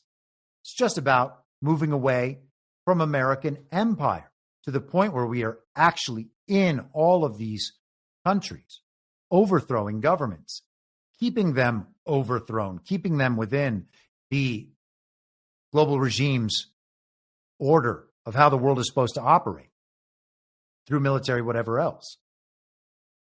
Moving away from that, and our influence on other nations will be through trade practices, like good neighbors. But they say the obstacles are considerable. It would require the U.S. to lift sanctions against Russia, meaningless sanctions from global central bankers, don't matter at all. Also, Trump would probably have no problem doing that. Russia to agree to resume sales it cut off during the war. Why would they not agree to that? And Germany to allow the gas to flow to any potential buyers in Europe. It would be strange at a very minimum to imagine Germany would take responsibility for cutting off energy resources to the rest of Europe that has already not gone well for any part of Europe over the last few years, to the extent that any of the central narrative about resource about resource control, and the cause of the problem being, if you remember Cy Hirsch, that Ukrainian intelligence was responsible for taking out one of the two Nord Stream 2 pipelines and Nord Stream 1. All of that, to the extent that the comedic actor in Ukraine is fully controlled the whole time, and maybe not by them. To the extent that Ukrainian intelligence getting involved in projects like this alone would be highly unusual. Hirsch claimed that it was American intelligence involved as well. All this is very strange. Now, I said many times that I did not, of course, take the official story on the sabotage of the Nord Stream pipelines. Sounded a little ridiculous. And when things get cut off, when we are told that they got cut off, but there's no way to directly prove something like that, and in this case there wouldn't be, well then it could just be that they turned the switch off. And they just said, oh, well, that's not going to supply gas any longer. And now they're going to turn the switch back on. Totally possible. In fact, I think it's probably likely. We've discussed the same sort of dynamic with everything from cyber attacks on pipelines like the Colonial Pipeline, various cyber attacks on data centers or whatever else. There's no reason to believe a cyber attack actually happened that shuts down resources anywhere when there's a switch that also does the exact same thing, and that switch is controlled by the same people claiming the cyber attack. The cyber attack is then totally unnecessary and just a narrative element used to change public perception of what's happened and then to kind of manufacture consent for whatever response is intended by the people with the switch. And we discussed a very similar dynamic last week with the fake bomb threats in the Principles First conference. Someone calls in a bomb threat. The hotel evacuates. There's no bomb. There was never anything substantial or substantive about any of the claims. So why would we even need the bomb threat to be called in? Do we need to involve another person? Or does someone just hand whoever receives that call $10,000 and they're like, oh my gosh, I just got a bomb threat? Anybody could do that. So the evacuation actually happens, and that makes the event real. It makes it feel real. It makes it seem real. So everybody just believes the event as described throughout the entire story, because the effect of that story is the same whether or not the story's true, whether or not any of the elements of the story even happen, right? You can just start halfway in and create the same effect. So why believe the story? Why believe that anything actually happened? Very similar here. Continuing. The U.S. would say, well, now Russia will be dependable because trustworthy Americans are in the middle of it, said a former senior U.S. official who was aware of some of the deal-making efforts. The U.S. investors would collect money for nothing, he added. And they go down through some of this discussion here. Where are we with the sanctions? I forgot there was one more paragraph that I wanted to nail here. Oh, here we are. The complex ownership structure of Nord Stream 2 presents serious potential obstacles for any investment. Nord Stream 2 is 100% owned by Gazprom, but 5 European energy companies, Shell, Uniper, OMV, Engie, and Wintershall, collectively provided around half of its $11 billion construction costs through loans. All 5 European companies have written off those debts. It's really interesting. The German government in 2022 pulled the plug on the licensing procedure of Nord Stream 2 and never issued the paperwork required to operate it. Ownership of the pipeline could, in theory, give U.S. investors a lever to control Russian gas flows to Europe, which is a key market for U.S. liquefied natural gas exports shipped across the Atlantic in tankers. but former senior U.S. officials and Western businessmen with experience investing in Russia said Trump and Putin's sign-off alone would not be enough to get Nord Stream 2 up and running. Really? A former senior U.S. official said, I can't imagine the board of any major U.S. corporation saying, hey, let's jump back into the Russian market right now. And the Russians know this too. They've seen these oscillations in American policy. Europe still has sanctions in place, and Germany signing up for the rehabilitation of Nord Stream would cause huge rifts. Anything like that is a ways off. Is it? This is a huge leverage point. Why would we assume that the sanctions could matter at all? Or that U.S. investors would somehow be skeptical of this plan based on what Europe might do? Europe has proven clearly that it is a paper tiger with no leverage whatsoever when it comes to virtually anything. And essentially, neither are the bankers. Now, let's just remind ourselves a bit about the situation with Nord Stream and how Vladimir Putin responded when asked about it by Tucker Carlson, the guy who wanted to be in the CIA but just didn't quite get there. And mercenaries from Georgia in third place. Well, if somebody has the desire to send regular troops, that would certainly bring humanity to the brink of very serious global conflict. This is obvious. Do the United States need this? What for? Thousands of miles away from your national territory. Don't you have anything better to do? You have issues on the border, issues with migration, issues with the national debt, more than $33 trillion. You have nothing better to do, so you should fight in Ukraine? Wouldn't it be better to negotiate with Russia, make an agreement, already understanding the situation that is developing today, realizing that Russia will fight for its interests to the end? And realizing this, actually return to common sense, start respecting our country and its interests, and look for certain solutions. It seems to me that this is much smarter and more rational. Who blew up Nord Stream?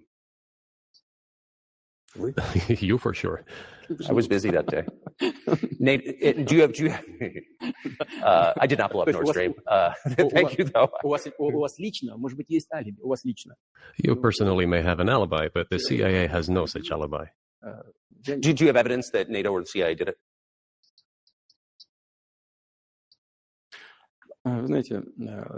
You know, I won't get into details, but people always say in such cases, look for someone who is interested. But in this case, we should not only look for someone who is interested, but also for someone who has capabilities. Because there may be many people interested, but not all of them are capable of sinking to the bottom of the Baltic Sea and carrying out this explosion. These two components should be connected. Who is interested and who is capable of doing it? But I'm confused. I mean, that's the biggest act of industrial terrorism ever, and it's the largest emission of CO2 in history. Okay, so if you had evidence, and presumably given your security services, your intel services, you would, that NATO, the US, CIA, the West did this, why wouldn't you present it and win a propaganda victory? In the war of propaganda, it is very difficult to defeat the United States, because the United States controls all the world's media and many European media. The ultimate beneficiary of the biggest European media are American financial institutions. Don't you know that? Yeah, don't you know that, Tucker? Why did he bring up the CO2 emissions? He's like worried about the environmental impact, Tucker Carlson is? Who wrote those talking points for him? It's kind of incredible, isn't it? So Putin didn't seem to take that all that seriously. Didn't seem to have any anger in his eyes when he was answering those questions. He was mocking and making fun of Tucker Carlson and American intelligence and American propaganda media, global propaganda media, global intelligence. Quite an interesting answer. Did the Nord Stream 2 pipeline ever get attacked? I would assume the answer to that is no. And I know that really upsets people because people have spent a lot of time researching it. and a lot of time figuring out what it means that it got attacked. But when something doesn't have to happen, something major, an obvious psyop with no substantial explanation from the central narrative, what's the answer? I would assume that it didn't happen, which would explain why they're never able to answer these questions. And because it doesn't need to happen, why would we spend time trying to figure out what did happen? The situation seems to be resolved. It seems to be resolved in a way that will benefit the United States of America and Russia in a way that gives them an unassailable leverage point over all of Europe. This is what we have talked about over months now in terms of the control of the North Seas, the Arctic, and the limiting of the global regime in their control over resources and trade routes. And then obviously you heard Putin address the propaganda media and the financial institutions of the global regime. All that's left at that point is military. Very interesting. Let us continue. Donald Trump actually came out discussing oil and gas today. Europe has spent more money buying Russian oil and gas than they have spent on defending Ukraine. By far. Amazing timing for that post, sir. Let's switch gears just a little bit. General Flynn posted this video today, though I do not know what the date on this video is. I believe it is perhaps from this weekend, but very recent. This is Viktor Orban. As a Hungarian prime minister, I should shut up always, you know? It's not written anywhere. So I am here to represent the national interest of Hungary.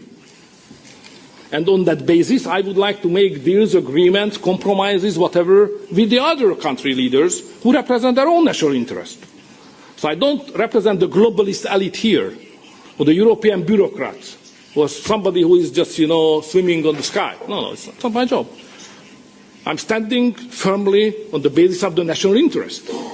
And I would like to make deal, compromise, agreements with the others who represent also their national interest, because Hungary first. You are from Germany. I suppose for you, Germany is the first. That's right. So let's sit down and understand what is good for the Germans, what is for the Hungarians. You are big, we are smaller. Let's make a deal how to cooperate. That's European politics. Not to say that you should follow the unity, shut up. That's what you are saying. It's impossible. It's impossible. That's a very strong statement in an official body toward sovereign nationalism for the countries of Europe, and the fact that Orban does not have to conform to the consensus demanded by the global regime. He's there to represent Hungary and Hungary alone, and represent the best interests of the Hungarian people. Let's get back to Volodymyr Zelensky, the comedic actor in Ukraine, and his meeting in Washington on Friday.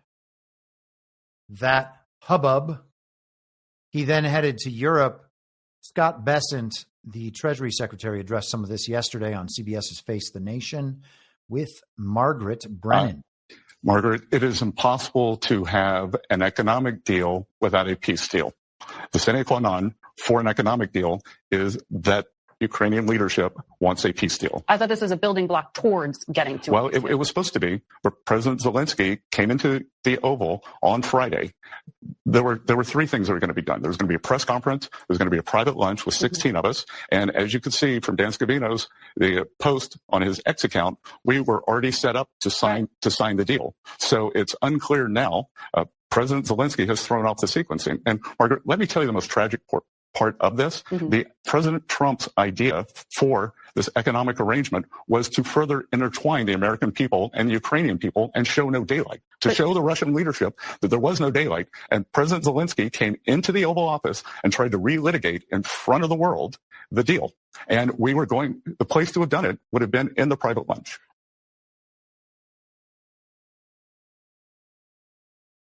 So as we know, the deal fell apart. Besson is placing the blame for that solely with Volodymyr Zelensky, the comedic actor from Ukraine, accused him of blowing the deal up. Zelensky was recently interviewed by NBC's Kristen Welker. I thought this was particularly interesting. Where are we? Very strange. Could swear I had this right here. Oh, goodness gracious. There it is. Ukraine survive without U.S. military support? And as you might see on screen there, February 14th was the date on this discussion. Probably it will be very, very, very difficult. And of course, in all the difficult situations, you have a chance, but we will have low chance to survive without support of the United States.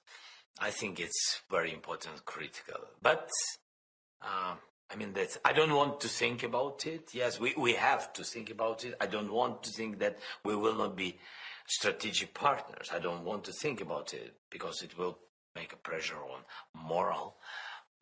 morality of Ukrainians, and it will be worse the thing from the very beginning of the war. But now we increased our production. That we really can count on our level of defending industry, but it's not enough. Your concern being without U.S. military support, Ukraine would be vulnerable to another attack by Russia in another few years. Is that your concern? Yes, I think this can be. This is really what he wants. He wants pause, prepare, trained, take off some sanctions because of ceasefire and etc.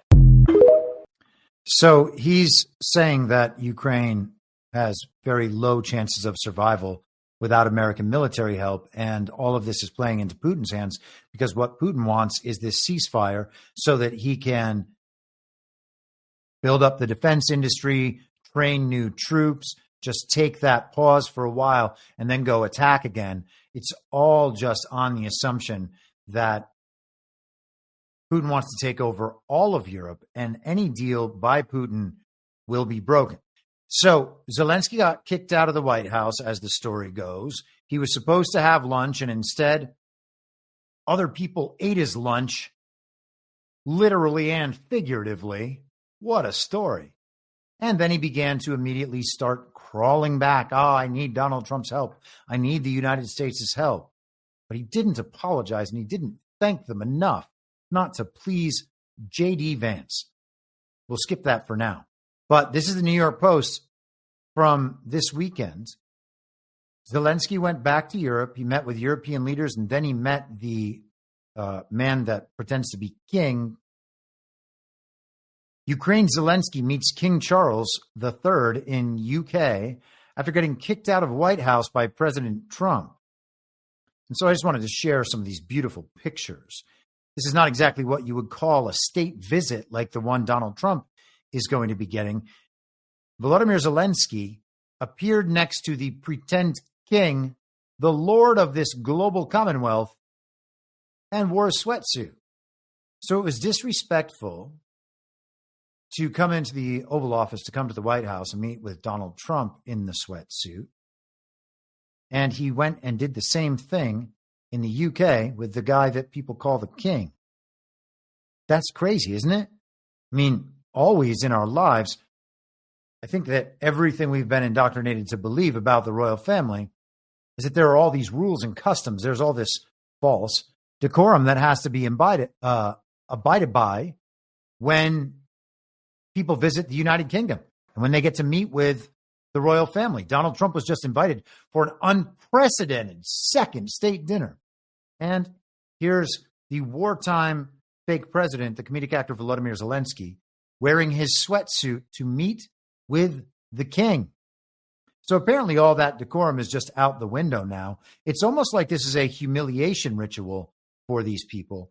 And I just want to pull this picture up again because it's important to remember exactly how all of this really did go down in the past. Let's see if I can find it here. Thought I sent it to John the other day. I'll just pull up another version of it. That'll be fine. Hold for processing.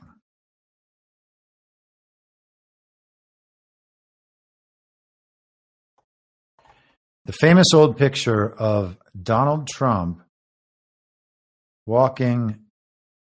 Oh, I love this. If you don't look specifically for Trump walking in front of her, it's all just pictures of them walking side by side.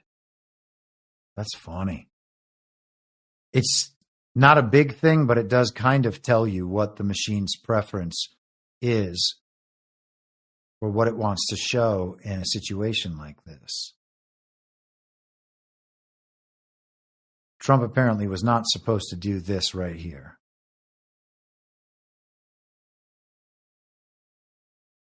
She's like sneaking around him. He's not paying attention to her at all, just standing in front of her, blocking her out.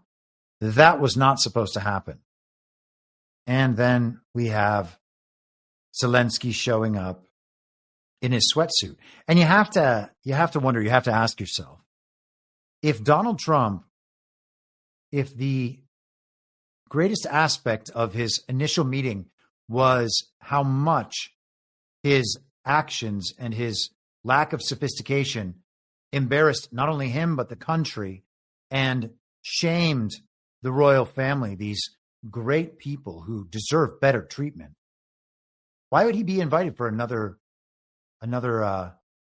state dinner by this king sort of character? Moving on, he also had a meeting with European leaders, and we have some pictures of this. We'll get into some more of that in just a second.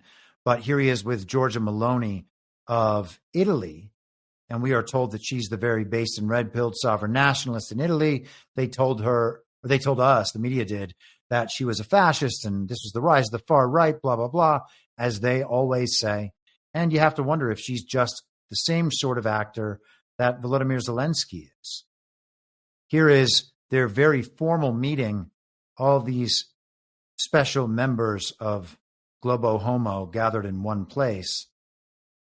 And let's look at just how gay these people are. Here is the ridiculous pomp and circumstance of the Zelensky meeting.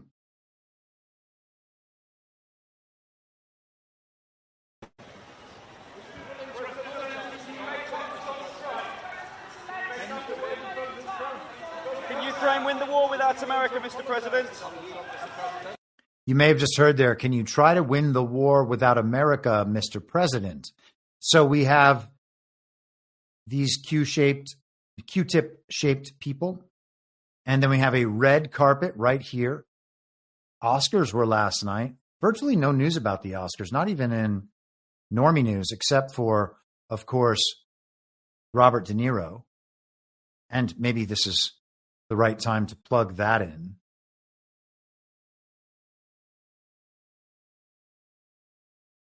Where is he? Here it is. So Robert De Niro, being strong in his resistance as always, boldly standing up to Donald Trump. And, you know, if the kids are in the room, earmuffs. I'm going to say one thing. Fuck Trump.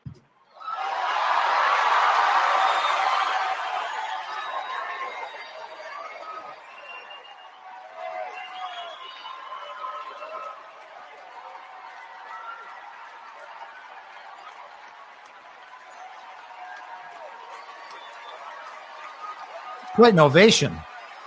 It's no longer down with Trump. It's fuck Trump. That's really impressive, isn't it? And he is showing that Hollywood is still just as retarded as it has been. That was most of the people in that room getting up and standing for an ovation. Now, was that for real? Did all that happen? Seems like it did. Could they have done that through the magic of television? Obviously, of course, they could have. But that is still the message. Now, this was one of the woke Oscars, I guess, where they've put in their quote-unquote DEI policies. They want to make sure that if a movie is going to be nominated, then it meets all the different criteria in terms of putting minorities in certain roles, etc. I don't know anybody who watched that thing. I certainly didn't watch it. I saw one clip from Conan making some joke about how they were halfway through the show, which means Kendrick Lamar is going to come out and call Drake a pedophile. Oh, hilarious joke. Conan says he's lawyered up, blah, blah, blah. So now you've gotten the whole point of the Oscars. A bunch of movies that no one bothered seeing apparently got awards for stuff no one cares about anymore. I used to be a big fan of the Oscars. Award season in Hollywood is a lot of fun because it's just nonstop parties. Everybody in, all the men are in suits and ties. The women are all in great dresses. Parties at various hotels all over the city. Production company parties, whatever. Just nonstop parties. All of them free alcohol, free food. People arriving in limos, just Klieg lights everywhere. It's like the most glamorous time of the year. And when you have access to all those parties and you like doing that sort of stuff and networking, seeing and being seen, which was, my professional life and also just something I had fun doing, man, it was a great time. Everybody just seemed like they were totally into that and not much else. And now, gosh, it all just seems so preposterous and absurd and useless. And I imagine that many of you probably feel that way as well. But let us continue. So we have Volodymyr Zelensky's pomp and circumstance. Can you save your relationship with President Trump? Can you still get a peace deal, Mr. Zelensky? Can you save your relationship with President Trump? Can you still get a peace deal? For those just listening, Zelensky and Starmer are hugging and rubbing one another and getting their pictures taken on this red carpet. And all of the leaders had these same entrances, one by one. Ursula von der Leyen of the European Commission, this Merz character, or maybe it was Schultz from Germany, Maloney, all these people, just like the red carpet at the Oscars that took place last night. I think that this was from Saturday, but same weekend. These red carpet arrivals. Oh, what is she wearing? Oh, she looks just fabulous. Oh, Volodymyr Zelensky walking up in, what is that? Champion Athletics? Who designed that? Is that Dolce & Gabbana? No, it's Under Armour. Ridiculous.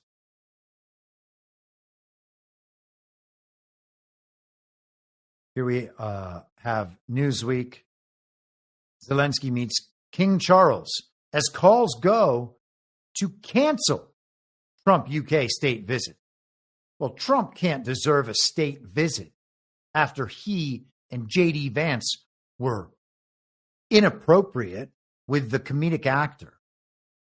And again, the party of false decorum alters their rules of decorum in whatever ways they see fit at any time.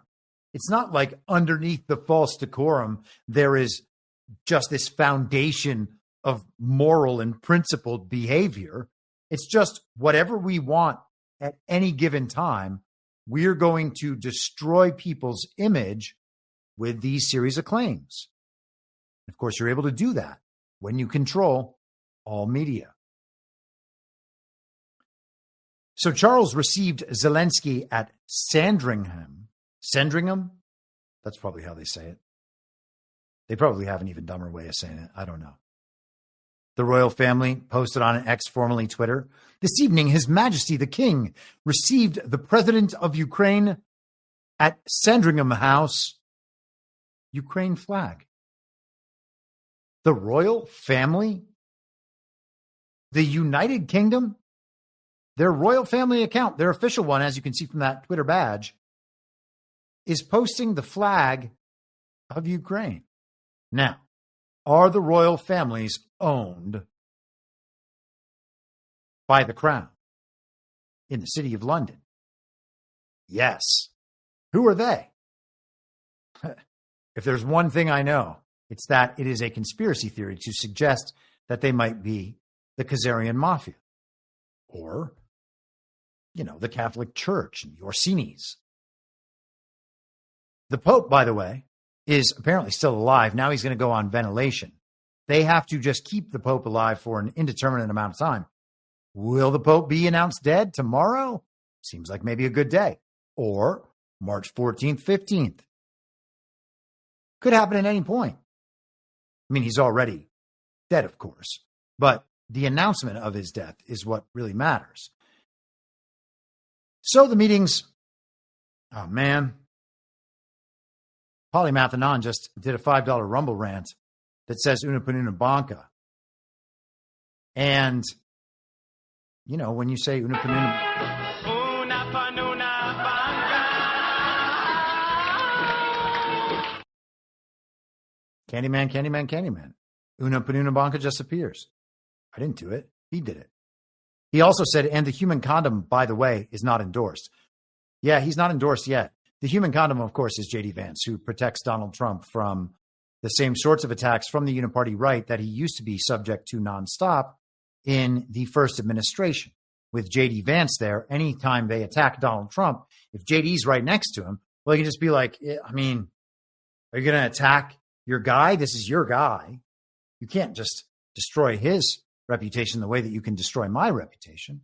You can't very well call Donald Trump unsophisticated, out of control, a narcissist, an egomaniac, an immature child, all that, without applying the same thing to J.D. Vance. Now, the Uniparty left can get away with doing that, but the Uniparty right cannot get away with doing that. So they have to amend all their attacks in different ways, and the attacks against Trump are thereby blunted. So J.D. Vance is the human condom.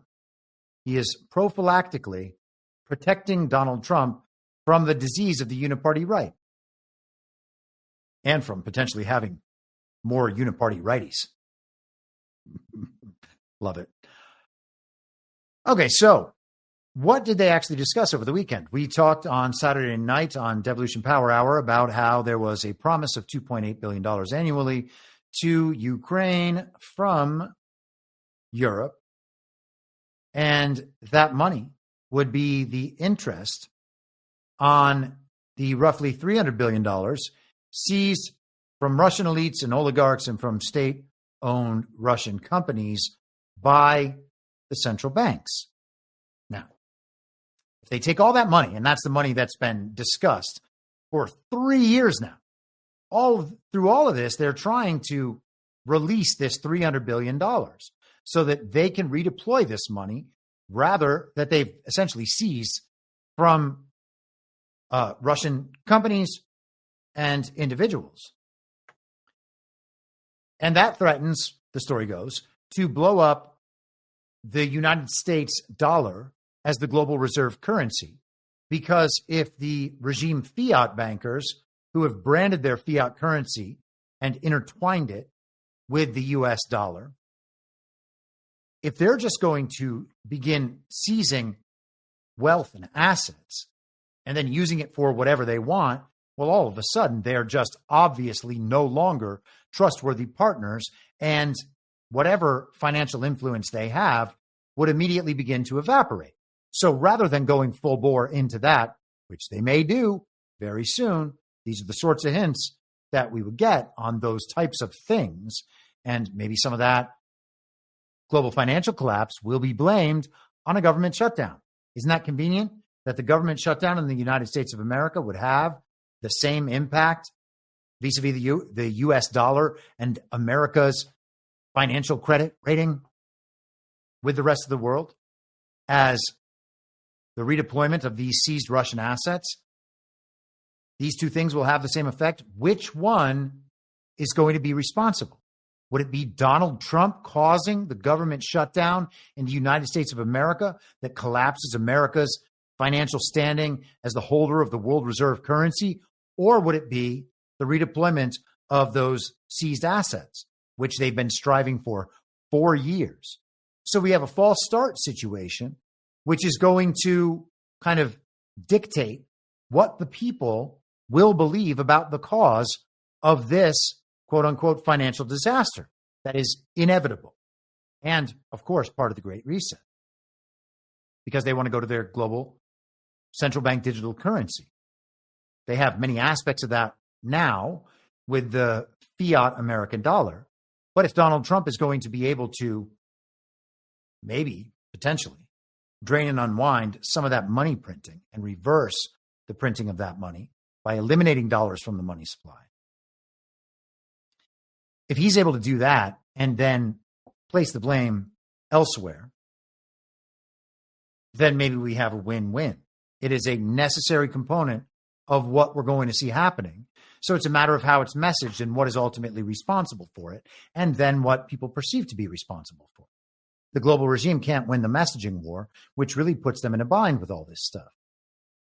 So the money is promised. That money is the interest on those seized assets, which they can argue more coherently, at least, that this isn't actually your money. And even though it kind of would be, but a different impact, narratively speaking. Let's continue forward. So that's one of the outcomes. Here is another. This is the ridiculous commie fake prime minister of the United Kingdom, who is, a British Commonwealth prime minister is 100% a puppet. They're not even elected. The monarch has to approve of their quote unquote election.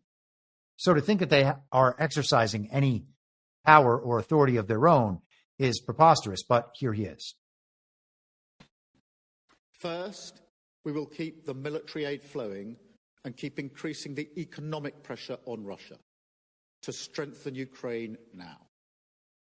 Second, we agreed that any lasting peace must ensure Ukraine's sovereignty and security, and Ukraine must be at the table. Third, in the event of a peace deal, we will keep boosting Ukraine's own defensive capabilities to deter any future invasion. Fourth, we will go further to develop a coalition of the willing to defend a deal in Ukraine and to guarantee the peace. Not every nation will feel able to contribute, but that can't mean that we sit back. Instead, those willing will intensify planning now with real urgency. The UK is prepared to back this with boots on the ground and planes in the air. Together with others, Europe must do the heavy lifting. But to support peace in our continent and to succeed, this effort must have strong US backing. We're working with the US on this point after my meeting with President Trump last week.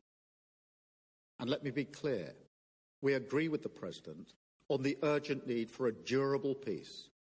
Now we need to deliver together. Finally, we agreed that leaders will meet again very soon to keep the pace behind these actions and to keep working towards this shared plan. We are at a crossroads in history today. This is not a moment for more talk. It's time to act, time to step up and lead, and to unite around a new plan for a just and enduring peace. Thank you. So all the talk is about how they're going to do this without the United States of America. And absent an attack on a NATO country by Russia, and there is no chance of that happening,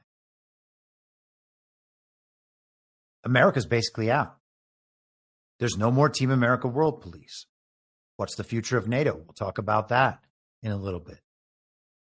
And we'll continue in a second, actually. Let's just take a quick break for a Rumble ad. I cannot promise it's going to be as good as the read the other day. Man, didn't see that one coming, but that was fun. So this time I'm actually doing an ad for a company that I support called Positive. And I support Positive because I have a wonderful little dog that I care a great deal about, and I want him to be very healthy. But I also don't trust vets any more than I trust doctors after the very deadly pandemic. And as of right now, right this second, I don't particularly trust the Rumble ads either because it didn't pop up. Pop up. It's a dog pun. But now the ad has disappeared forever. So perhaps this was a better ad read than the read on Friday. And wow, totally screwed on that. But hey, Positive. Check them out some other time when I read the ad. Maybe you guys even saw the QR code pop up, but I sure didn't. EC was here, says the first rule of Pet Club is don't talk about Pet Club. And I guess the first rule of Positive is you're not able to talk about Positive if the ad doesn't come up. So, hey, and then he found the link. Wonderful. Perhaps the ad did come up. I guess we'll find out some other time. But Positive is basically a company that supplies a pet med box so that if your pet gets sick, you can't go to the vet or you don't trust doctors. For your dog, you will have some emergency supplies to be able to take care of your fine furried friend, which is very, very important in life in general, and especially if you are a pet owner. If you're not a pet owner, I don't know what you're doing with furry friends. Let's go to the Independent UK. 20,000 troops. We only have 25 main battle tanks working at best. What? So we're supposed to believe that these countries that can barely afford to keep the lights on, that don't really have industries, they get subsidized by American work as part of that global regime. They get subsidized by America taking care of all of their defense functions. These countries can't actually survive on their own, much as Canada cannot, with the way their societies are set up. And America's going to back out, and they're supposed to be able to defend themselves collectively with Ukraine. No chance, no leverage, as we've discussed many times. Now the admissions are just coming right out. When news that the UK would be at the front of the queue to provide troops for a Ukraine peacekeeping force, possibly as many as 20,000, a contact from Army headquarters at Andover messaged me, where's this 20,000 figure come from? Who's briefing this? We couldn't do this in a month of Sundays. The next few days saw this offer drop to 10,000 to 12,000 troops for the as yet unspecified ground force. But the panic among Army planners was much the same. There's been no requirement for such a deployment. The Army is not set up for such numbers and has not been funded to do so. And worse, the Army is at a nadir as regards its capability to provide robust, capable warfighting forces of the type that would be needed for Ukraine. Equipment is either ancient, non-existent, yet to arrive. Ammunition stocks would not last a week if push came to shove. And communication systems are old and flaky. It might not go too far to suggest that the British Army is at its lowest nadir since June 1940. After Operation Dynamo saw the British Expeditionary Force evacuated from Dunkirk. Now the main battle tank force is at a disastrous low.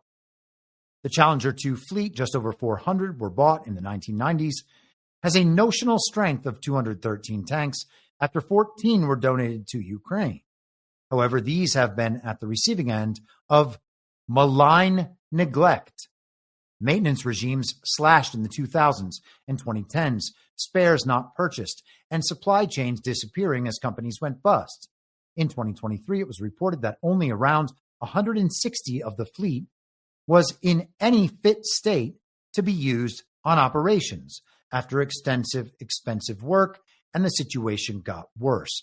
And the article goes on from there. I would suggest if you are interested, you go ahead and read that. But there's nothing there. They can't get 10,000 troops. They have no tanks. Starmer's talking about boots on the ground and planes in the air to supply a peacekeeping force to Ukraine. The entire eastern third of Ukraine is already Russia. Crimea is already Russia. The whole thing is probably already Russia. I can't imagine Russia recognizes it as a real country. There would be no reason to. They don't have a real president. They don't have elections. The regime's businesses that they put all that time and effort and money into creating seem to be seized and being redeployed. We talked about that last week. And they're going to go defend what? With what? They would need to rebuild their economies so that they could fund the rebuilding of their armies. And then at that point, we're supposed to believe that they're going to defend Ukraine. What are they going to do? Try to take over all of Europe? They don't seem to be in control of Europe. If Russia and the United States control their energy resource supply, these people are screwed. And they're still talking an awful lot. It's really incredible. Reuters today tells us Trump threatens to lose patience as Europeans float proposals. Actually, you know what? Let's pause this for 1 second. I'm going to come back to this. I want to share one more post from an Albanian political analyst. Where did it go? Here it is.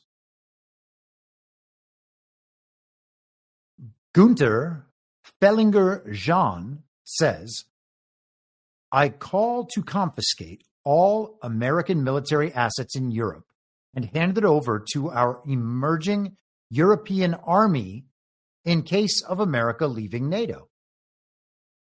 And I would suggest that unless that is a plan in the sense of the military equipment being left in Afghanistan, to arm very pro-sovereign European factions, there would be no other possibility of anything like this happening.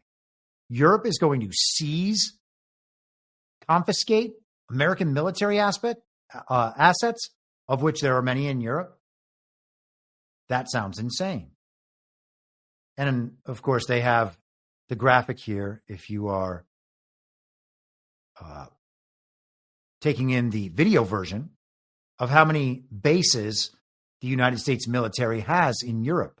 119 in Germany, 6 in Norway, 4 in Poland, 2 in Hungary, 6 in the Netherlands, 25 in the United Kingdom. Looks like 1 there in Ireland, 11 in Belgium, 44 in Italy. That's Team America World Police being the World Police. And we're not going to be the World Police anymore. So what happens if the United States were to pull out? Or, from a European perspective, maybe worse, what happens if the United States stays there with those bases, pursuing an agenda that is entirely antithetical to the global regime agenda? It would be like the United States and Russia are in total control of a big chunk of the world. And you've got Bolsonaro who's going to go down and be in Brazil again, obviously. You got Mohammed bin Salman in the Middle East.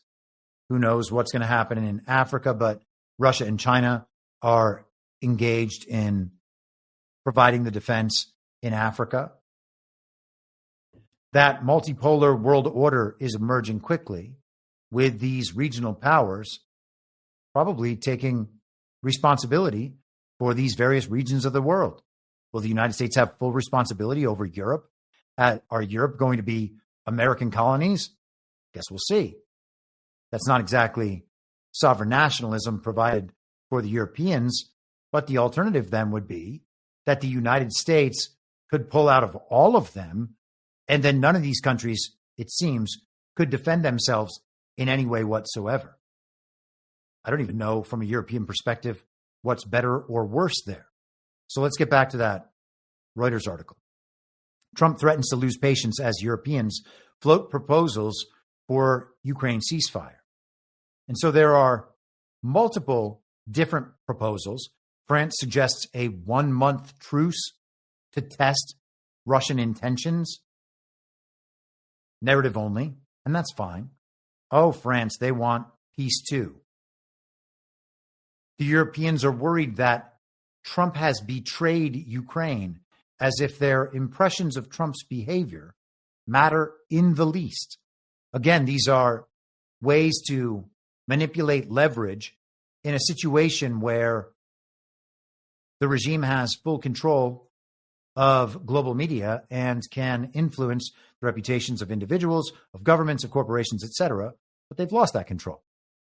The reputation influence doesn't matter at all. It might matter on the streets of Europe. It might matter in American colleges and universities and among people who voted for Kamala Harris. But in a real world sense, it doesn't matter in the least.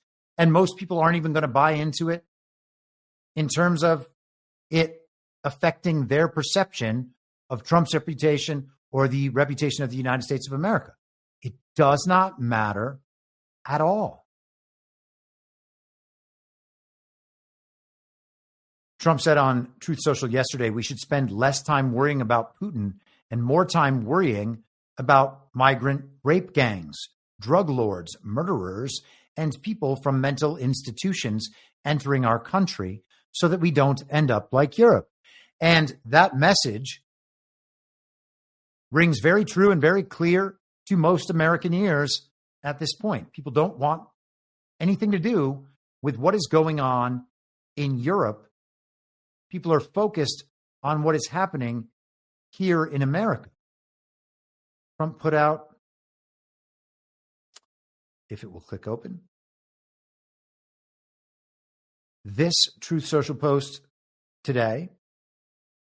The only president who gave none of Ukraine's land to Putin's Russia is President Donald J. Trump.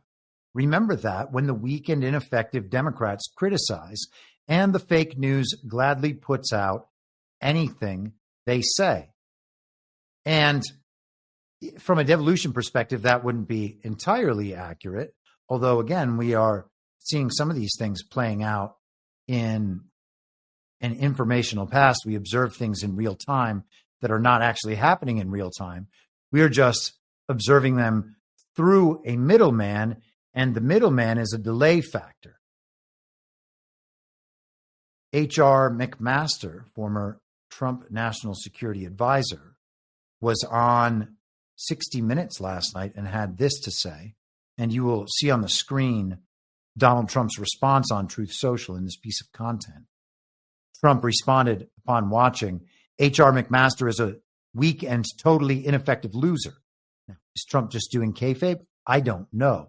But Trump is saying something bad about one of his own appointments, which I'm told makes you a traitor, makes it so that you're threatening unity. You criticize any of Donald Trump's appointments.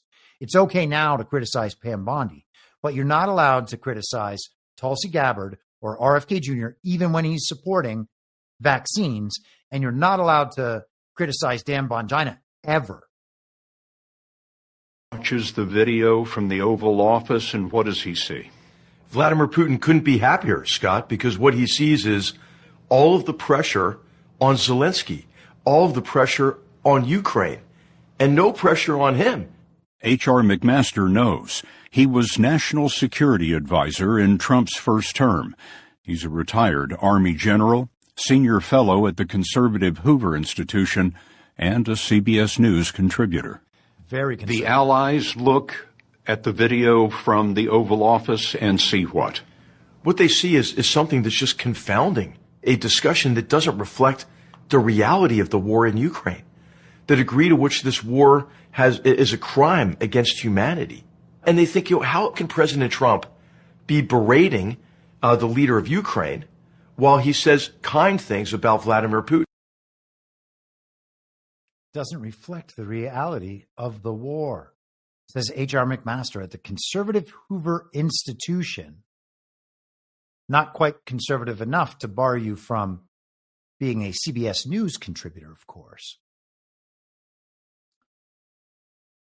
Let us move forward. So Senator Chris Murphy was on Morning Mika this morning, and it's important to remember that Mika Brzezinski is the daughter of one of the most famous and powerful globalists of the last century.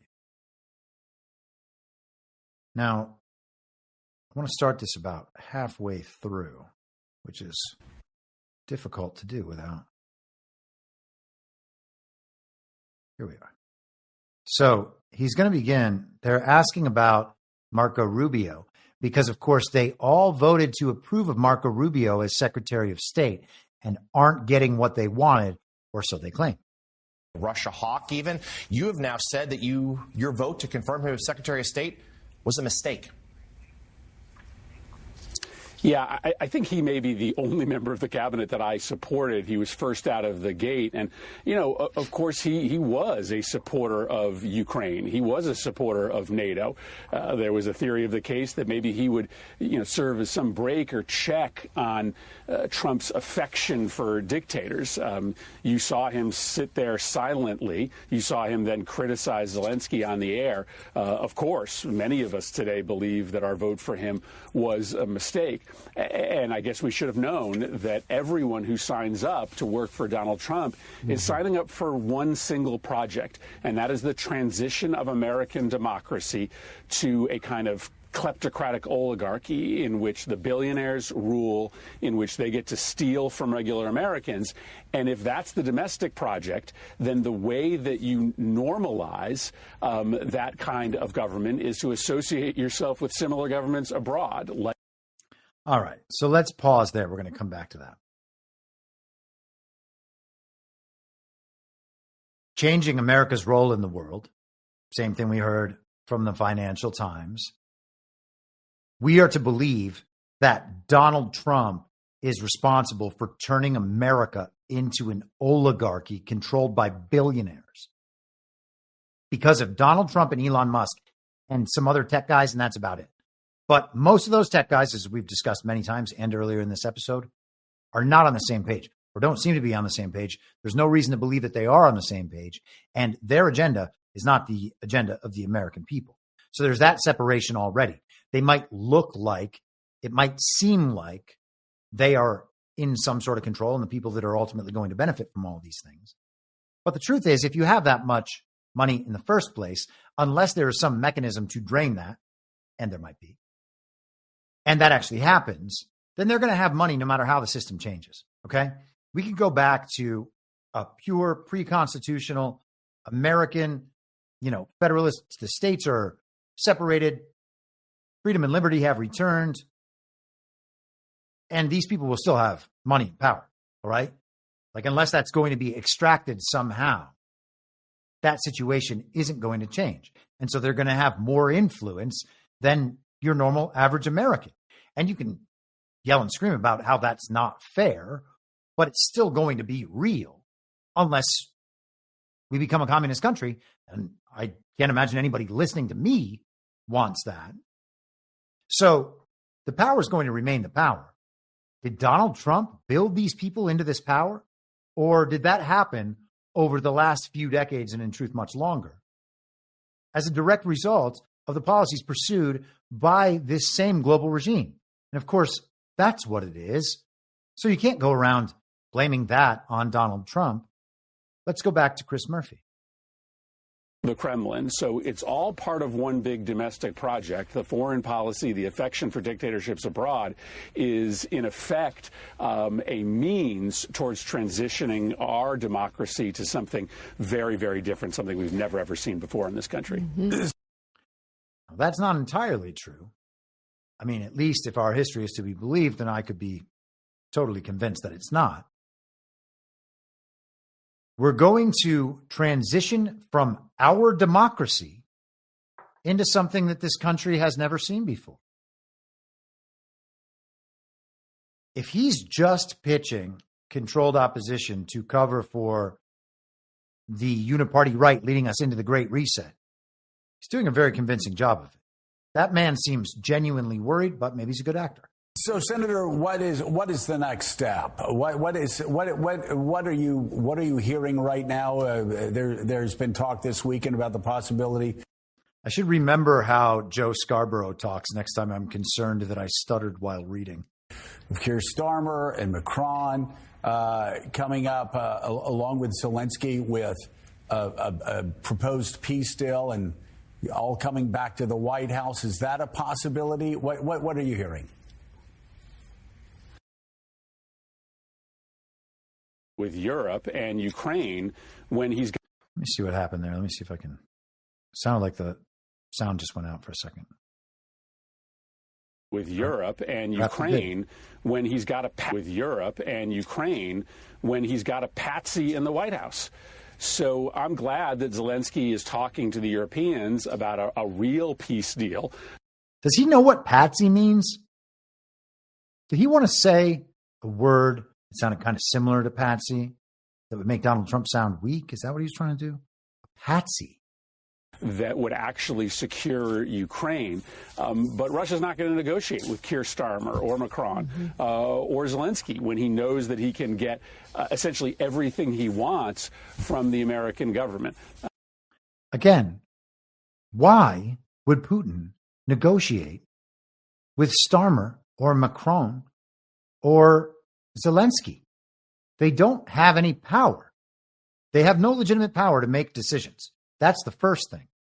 The second thing is, even the people who control them don't have any leverage that they could use to make that deal with Putin. What are they going to do? Pay him more money? He's already like king of the entire Eastern Hemisphere. So at some point, the United States has to decide whether we're for Ukraine or whether we're for Russia. This minerals deal is overhyped. I think it would be a good table setter for repairing the relationship. But, it's not going to help Ukraine win the war. Maybe over the course of this week, they can find a way to get that deal signed. Maybe the Europeans can continue to push on Trump. But this moment feels pretty hopeless because it feels as if Friday wasn't a surprise. Trump's been telling us for months that he is ready to give away Ukraine, and without U.S. support, Europe can't do this by themselves. So this is a bit of a back to the drawing board moment. Yeah. This feels really, really dire for our friends in Ukraine. It does. Democratic member of the Foreign Relations Committee. Trump might give away Ukraine? Ukraine is Trump's to give away?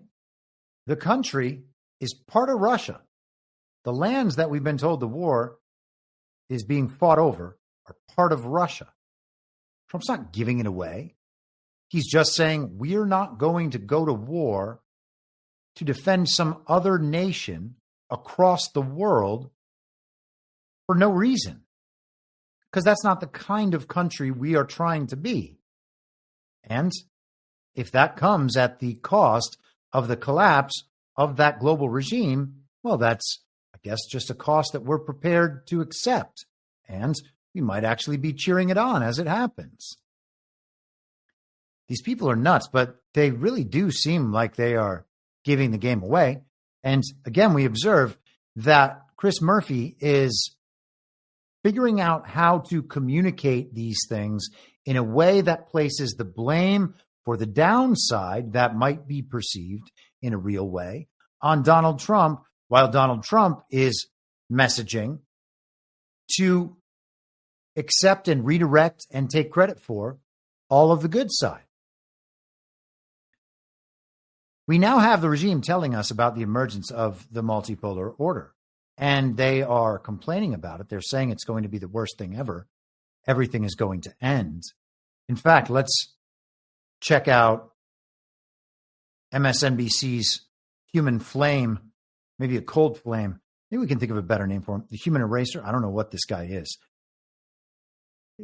Dude's got some crazy hair, and I guess that he's just supposed to seem like more down to earth than all the suit wearing, uptight beltway people. But this is, I guess, the Human Flame. No, and for that whole period that Trump was referring to, it was this cloak and dagger story of was there something behind the scenes that we didn't know? Was there collusion? All these terms of those years ago. It's now happening in the open. There's no need to investigate anything. It is happening before our eyes. The Kremlinization of the White House. I think so much has happened since January 20th, but I think that Friday meeting hit people who watched it in a way that very few things have, because it felt like to me the kind of end of the free world as a concept and a construct that the United States is involved with. Right. Isn't it interesting how the end of the free world as a concept that the United States is involved with? Kremlinizing, that's what we are doing. No, we are de-regimizing. And again, I would suggest that the Human Flame sounds pretty upset about what's happening. So Volodymyr Zelensky, as he was in Europe over the weekend, had this to say, and this is through a translator. The U.S. will have to send their sons and daughters exactly the same way as we are sending their sons and daughters to war, and they will have to fight, because it's NATO that we're talking about, and they will be dying. They're going to have to send their sons and daughters off to war. They're going to have to fight, and they will be dying. So his job, ostensibly, if he's controlled by elements of the regime, is to convince the United States of America to support his war effort against the Russians over there. We're going to have to fight them over there. We're not going to have to fight them over here ever. But we're going to have to fight them over there, and it's going to be American kids doing the fighting and doing the dying. So it's better, the argument goes, to support Ukraine right now while we still have this chance to win, so that we don't have to do it later once Russia takes over Ukraine and then takes over all of Europe, and then they move all the way to the United States because they're going to take over the United States too. Vladimir Putin is going to take over the entire world, we are supposed to believe. And Donald Trump is going to let him, by the way, because he's Putin's puppet, if you ask Joe and Mika.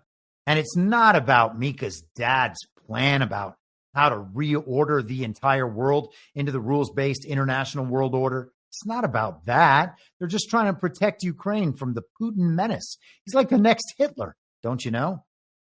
Now, Volodymyr Zelensky talking like that kind of sounds like he's making threats.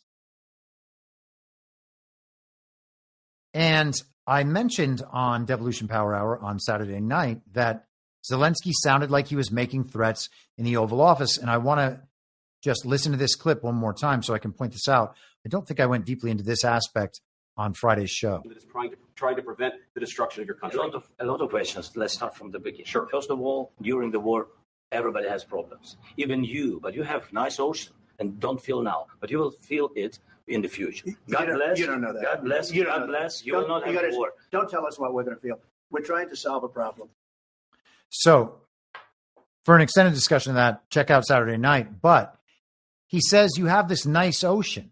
You don't feel it now, but you're going to feel it in the future. And that is in the understanding of Zelensky as an avatar, a proxy for the global regime, whether it's under their control or whether it's under Trump control, and this is all just staged on a different level, even than what most people assume. He's saying that the war is not affecting the United States on the territory of the United States right now, but in the future, if you don't help us, you're going to feel it at home. And I suggest that that is a threat posed in the Oval Office, hence Trump's reaction, and then J.D. Vance pretending like he knew what was going on and reacting the same way as Trump, literally doing the same thing with his hand. So absurd. But he's suggesting that no matter what, the war is going to come here, suggesting that it's in the person of Vladimir Putin. But who knows? The global regime has its ways of taking places over, often through destabilizing societies, acts of terrorism, etc. Are they threatening actual attacks on American soil? It's entirely possible. We shall see. We are coming down to the end here, just a few more to go, and then we'll get out of here. We are creeping up on 3 hours. Oh, hey, guys, I just changed over to my other window and found out that the Positive commercial is running right now. Has that QR code been up there the whole time? I have no idea. I am totally confused. If you tell me that it has, I am going to be inconsolable, honestly.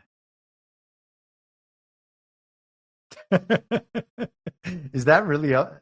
You guys, if that's been up the entire time, hit a 1 in the chat and let me know. Otherwise, I'll assume that it just went back up when I switched over. But I talked about Positive before. If you have a dog, we've all been there where a dog gets sick and not feeling so good. You don't know what's wrong with it. You're calling the vets in the middle of the night or on the weekend. You can't find a place that'll take you in.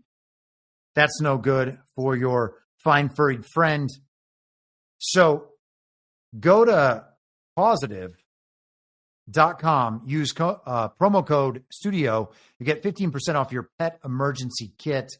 And who knows, that could be the thing that helps save your little dog's life. The pet emergency kit by Positive, Positive.com, 15% with the code STUDIO. It's been up there the whole time. Wow. I just gave Positive the best ad ever and made my show a ridiculous ad for Positive. And it's probably been on there like covering my face. Was anybody saying that? It'd be so funny if everybody's been like, it's been up there the whole time. Well, I don't know. Positive better love me. That's all I can say. And my little dog better love me for loving Positive. What a disaster. These are the sorts of things that the machine just does sometimes. Okay. So, the fallout stage of this presentation. This is Russia Today, Russian propaganda media from yesterday. Musk backs U.S. withdrawal from UN and NATO. And that is something that we are meant to believe matters a lot right now, what Elon Musk's opinions about these things are. But he agreed that the U.S. might have to withdraw from the United Nations and from NATO. I think that I would agree with that, and you would agree with that. And virtually anybody who's paying attention to what those bodies are there to do, what their history is, what they have done in the past, what function they serve, how our money is wasted, all of those things, I think that basically anybody would agree, yes, we should withdraw from those organizations. Just like with Europe, without American military, without American money, and without America implementing their policies and projecting their policies as good, there's no point to having those organizations. The United Nations and their agenda would be collapsing. The WHO and the WTO, United Nations linked organizations, well, they're not going to matter anymore. There were none of those ridiculous treaties signed. It's good that we went through those narrative elements, but none of that was ever going to happen. And even if it did happen, people were like, we're going to have to do this. We're going to have to do that. No, Hey, Normie, you don't have to do anything. Okay? Don't listen to them. It's that simple. You didn't have to wear a mask. You did it to get into certain stores. And I put on a bandana to get into Trader Joe's every now and then. Bandana is almost like the anti-mask, or at least maybe that's just my coping mechanism to say that. You can judge that however you like. But even the people who knew that cloth masks didn't work and wore them anyway, they know there's no chance bandanas work because they don't even cover your mouth. Like your breath just comes right out from under them. At least with the mouth fully covered with those stupid masks, they could pretend that they were trapping all their diseases in. Crazy people. I can't believe that was a real thing. But it was, and people still do it, and they still believe in it. It's mind-blowing. The Associated Press from today. Headline: Ukraine Zelensky says end of war with Russia is very, very far away. It's just going to keep going forever. A deal to end the war between Ukraine and Russia is still very, very far away, Ukrainian President Volodymyr Zelensky said, adding that he believed Ukraine's long-term partnership with the U.S. was strong enough that American support would continue despite recent fraught relations with U.S. President Donald Trump. I think our relationship will continue because it's more than an occasional relationship. I believe that Ukraine has a strong enough partnership with the United States of America to keep aid flowing, he said at a briefing in Ukrainian before leaving London. Well, that is an awfully bold statement because it's absolutely not true. Your country's only existed for like 3 decades, and the entire time, the American government was under the control of the global regime. An agreement to end the war is still very, very far away, and no one has started all these steps yet. The peace that we foresee in the future must be just, honest, and most importantly, sustainable. And so he was also making the argument in one of those appearances that he knows that being part of NATO is impossible, but something like NATO would be necessary. So they're going to have to form a new NATO without the United States, just these European countries. Then they would have to take care of themselves by building up their own militaries and arming and equipping those militaries. How long is that going to take? Years? Decades? And again, maybe that's the justification for why the United States would leave them something. It wouldn't be confiscated. It would be an agreement so that they could defend themselves to some degree. What else could they do? If the United Kingdom, who's kind of like them and France are kind of the, the big global powers, and Germany, I suppose, in Europe, if they can't defend themselves, if they can't even get resources, if their money's collapsing, if the media doesn't work, who's going to support them? The citizens of their countries hate them, their governments. An unbelievable situation. Total weakness. Total vulnerability. It's kind of scary, actually. Scary for them. I mean, I'm just fine with it. Donald J. Trump today on Truth Social pointing out that same Associated Press article. This is the worst statement that could have been made by Zelensky, and America will not put up with it for much longer. It is what I was saying. This guy doesn't want there to be peace as long as he has America's backing, and Europe, in the meeting they had with Zelensky, stated flatly that they cannot do the job without the U.S. Probably not a great statement to have been made in terms of a show of strength against Russia. What are they thinking? I guess they're thinking they're in a desperate situation and maybe they need to talk tough for global masters, keep the global regime media pretending the situation is other than it is. Or perhaps all of these officials there in these European meetings who are equally as illegitimate as the comedic actor Volodymyr Zelensky and may themselves just be puppets of whatever's controlling Zelensky,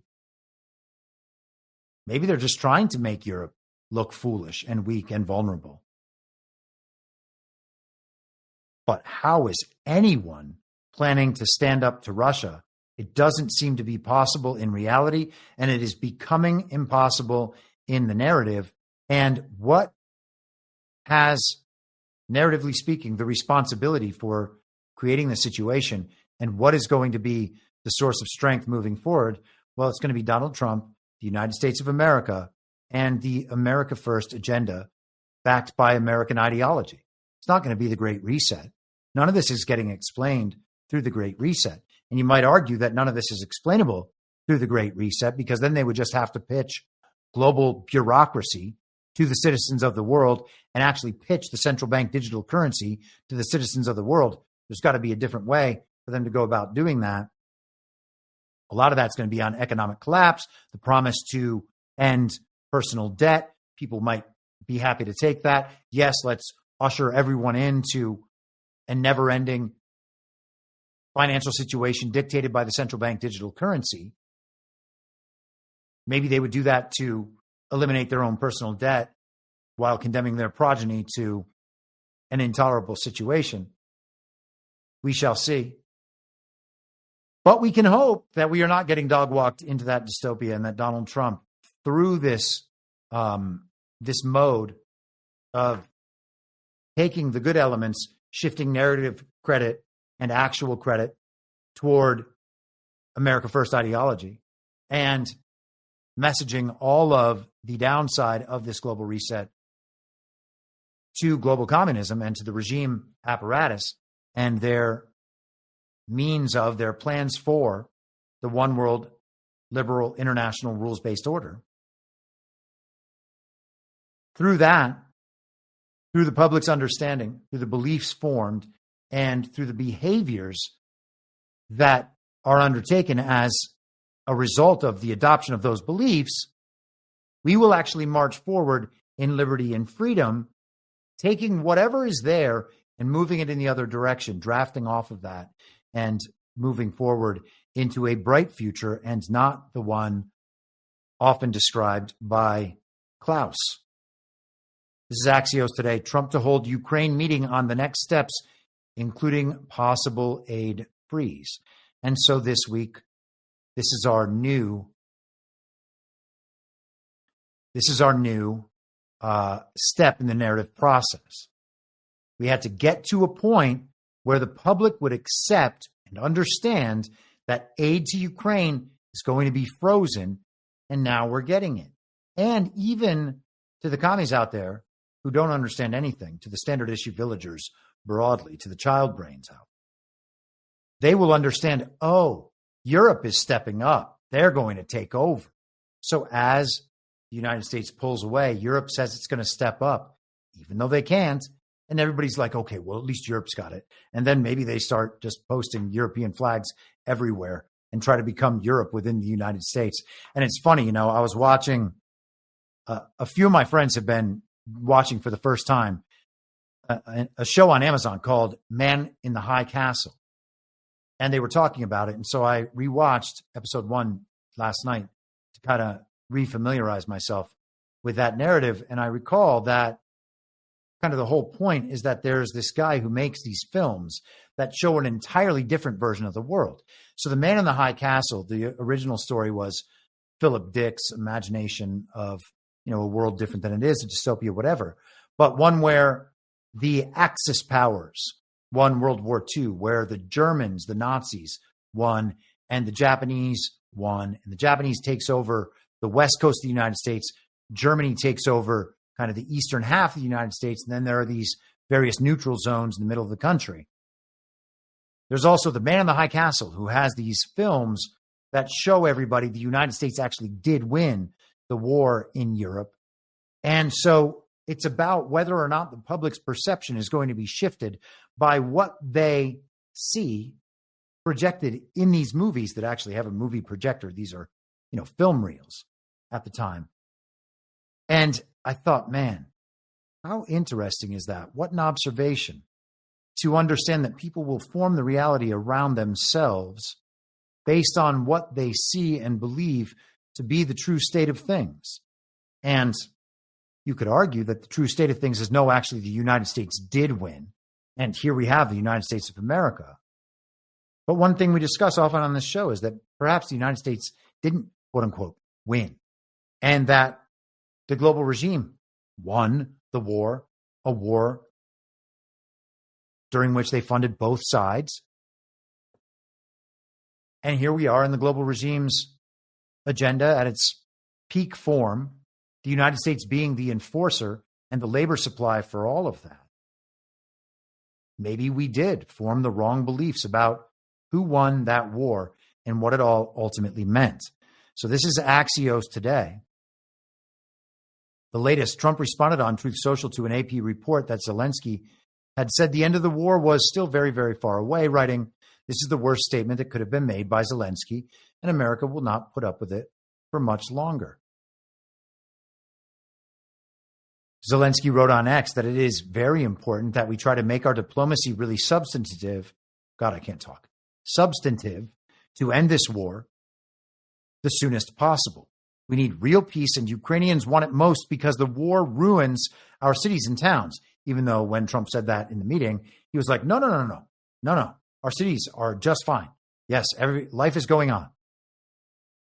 He went on, "We are still working together with America and our European partners and very much hope on U.S. support on the path of peace.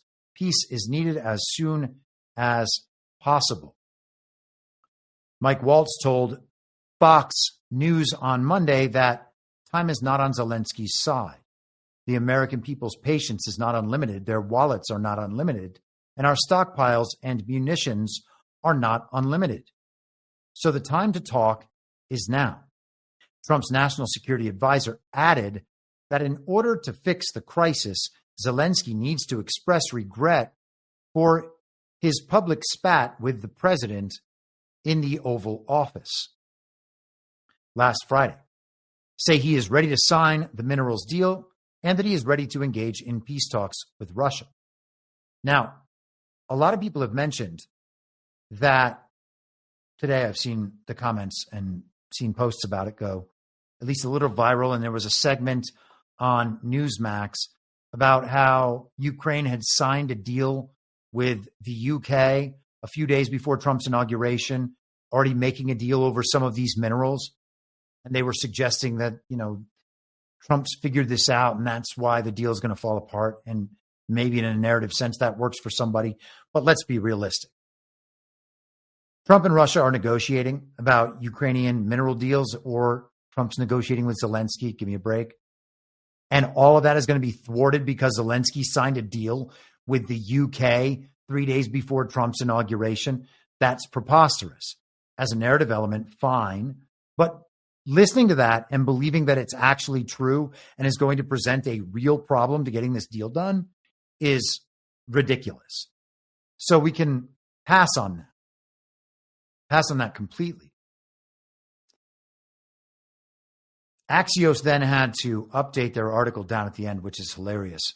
Trump told reporters that he hasn't even talked until now about suspending military assistance to Ukraine. He added that Zelensky needs to be more appreciative toward the U.S. in order to solve the current crisis. So we're now going to have a narrative back and forth about whether Trump is thinking about suspending all aid to Ukraine or not. And of course, the answer is yes, and it should have happened a long time ago. And who knows if there's any aid even flowing at this point. Zelensky said he hasn't gotten most of it. A lot of it was us sending old military equipment over there, so they say, that was then sold off onto the black market, or maybe just redeployed to other places. And then the spending was actually to American defense infrastructure to build up the American defense infrastructure here in the United States. Or perhaps it was redeployed to build up data center infrastructure or whatever else in kind of a software idea. If that is to be the future, I don't know the answer to these questions. But it's going to be interesting, very interesting, to see where all this goes. Even the mineral deals themselves. A lot of people, there's at least a theory worth engaging that some of these data centers, the talk about the data centers, the need and the power of AI and what all that infrastructure is going to require. Maybe some of that is overblown. Maybe some of this is just narrative stuff to cover up, to provide a cover story for, I should say, some of the drainage and whatnot. And we shall see. So with that, I think I'm going to get to wrapping up. Snowcat Operator just gifted a number of subscriptions and did earlier as well. So those are getting dished out. I think Dan Wright did earlier.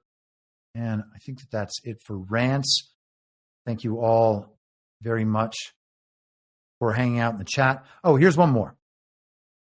Valesco16, $5 says, what percent do you guess Trump will be able to get normie MAGA to accept Putin and Russia? Anyone watching this already knows if he can pull that off, wow. Okay, well, I think that first of all, is a really good question that probably deserves more discussion than I'll be able to give it right now. But I suppose that getting normie MAGA to accept Putin is 100%. And it's, I guess I'd say that it's not necessarily about accepting Putin. I think first and foremost, it's about accepting sovereign nationalism as an idea and really focusing on what America First means as an idea. I think a lot of people who are Trump supporters, even Trump supporters who are more aligned with the Uniparty right and may have just voted for Donald Trump because they found Hillary Clinton or Joe Biden or Kamala just too offensive and too unserious or whatever to vote for. Getting them to accept sovereign nationalism, I think, would be the first goal, and that's not a hard goal. There are definite globalists who have voted for Trump multiple times at this point and might not accept sovereign nationalism. They accept only American dominance to the extent of America First, and they believe that American dominance requires the American empire as it has been handed down to us by the global regime. So those people are not convinced about America First sovereign nationalism. They're convinced about American imperialism, and those are very different things. So getting them to accept sovereign nationalism is at least possible. And eventually they're just going to have to, or else they're going to look ridiculous, because we are a vast majority and these messages are getting out there. We can look at beliefs that were held by very, very few of us years ago and understand that those beliefs are now majority beliefs. Okay. And that's a bet that I took right at the very beginning in 2020. And it was one of my first genuine acts of faith, I think, that I understood these things are true. If people stand up and are honest about these things and communicate them fearlessly, then other people are going to understand that they're true because they're true and because they're morally right. And then those people will communicate them outwardly, and then more people will believe them. And over time that will spread, and it will become, all of these beliefs will become majority held beliefs. And at that point, our society will be a different society, because ultimately it is what people believe that forms the society. Okay. So if we can get people to understand that sovereign nationalism is actually the way to go for America, then it's not that great a leap to understand that sovereign nationalism is something that is okay for other countries, and that other countries, for all the same moral and principled reasons, would also be supporting sovereign nationalism. That I don't think is a hard argument to make. And once you accept that, then you really only have to understand that the media that's lied to us about everything else, the regime that has manipulated us and exploited us and oppressed us and enslaved us and censored us, actually didn't tell us the truth about Russia and China and our quote-unquote adversaries. At that point, I think the argument is made that Russia is actually not the threat that we were told they were. And what we're going to see over the next few years is an amount of American and Russian partnership. which, by the way, they had during World War II, at least in some sense. And so I think that argument is entirely plausible. I think it is overwhelmingly convincing. And I don't think that we will have any problem making that argument unless we are afraid of making it or unwilling to make it. Okay? And so with that, I'm going to knock out just another one of these ads, and then we'll get out of here. And we'll see if it actually starts right now or if it starts in 10 minutes from now. And I think it's starting right now. Although it doesn't seem like it's going to tell me what to read. But we are, in fact, talking about, there it is, 1775coffee.com. This is Rumble's proprietary brand. You go to 1775coffee.com/studio. Use the promo code studio, get 15% off today.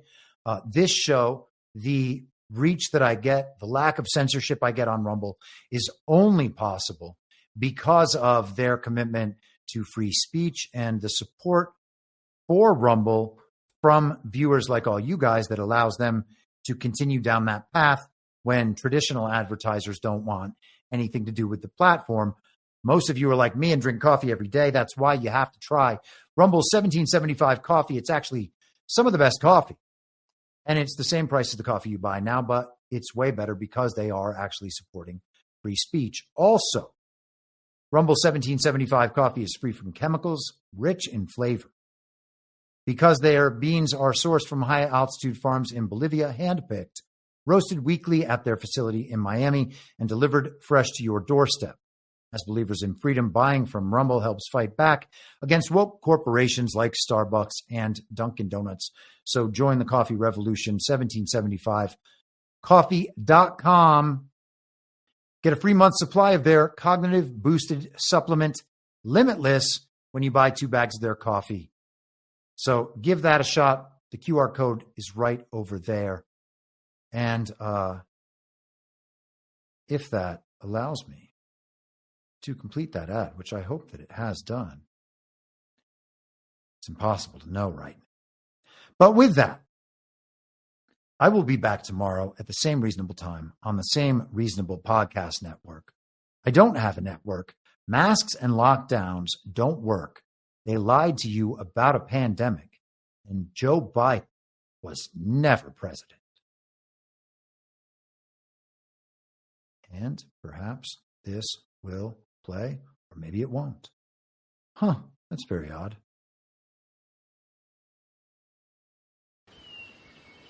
Well, what? You know who I am, don't you? Well, you ain't Fiona Apple, and if you ain't Fiona Apple, I don't give a rat's ass. What's wrong with being an angry prophet denouncing the hypocrisies of our times? What do you think, Max? Do you want to be an angry prophet denouncing the hypocrisies of our times? Yeah, I think I'd like to be an angry prophet denouncing the hypocrisies of our times. It's not true. It's more true than I would perhaps prefer. Can we stop this cruel game and allow the boy to keep one shred of dignity? For God's sakes, I can't stand to see him in all this pain. You vicious bastards! Let him move in with you. Is it so bad to see somebody happy? So just let him move in.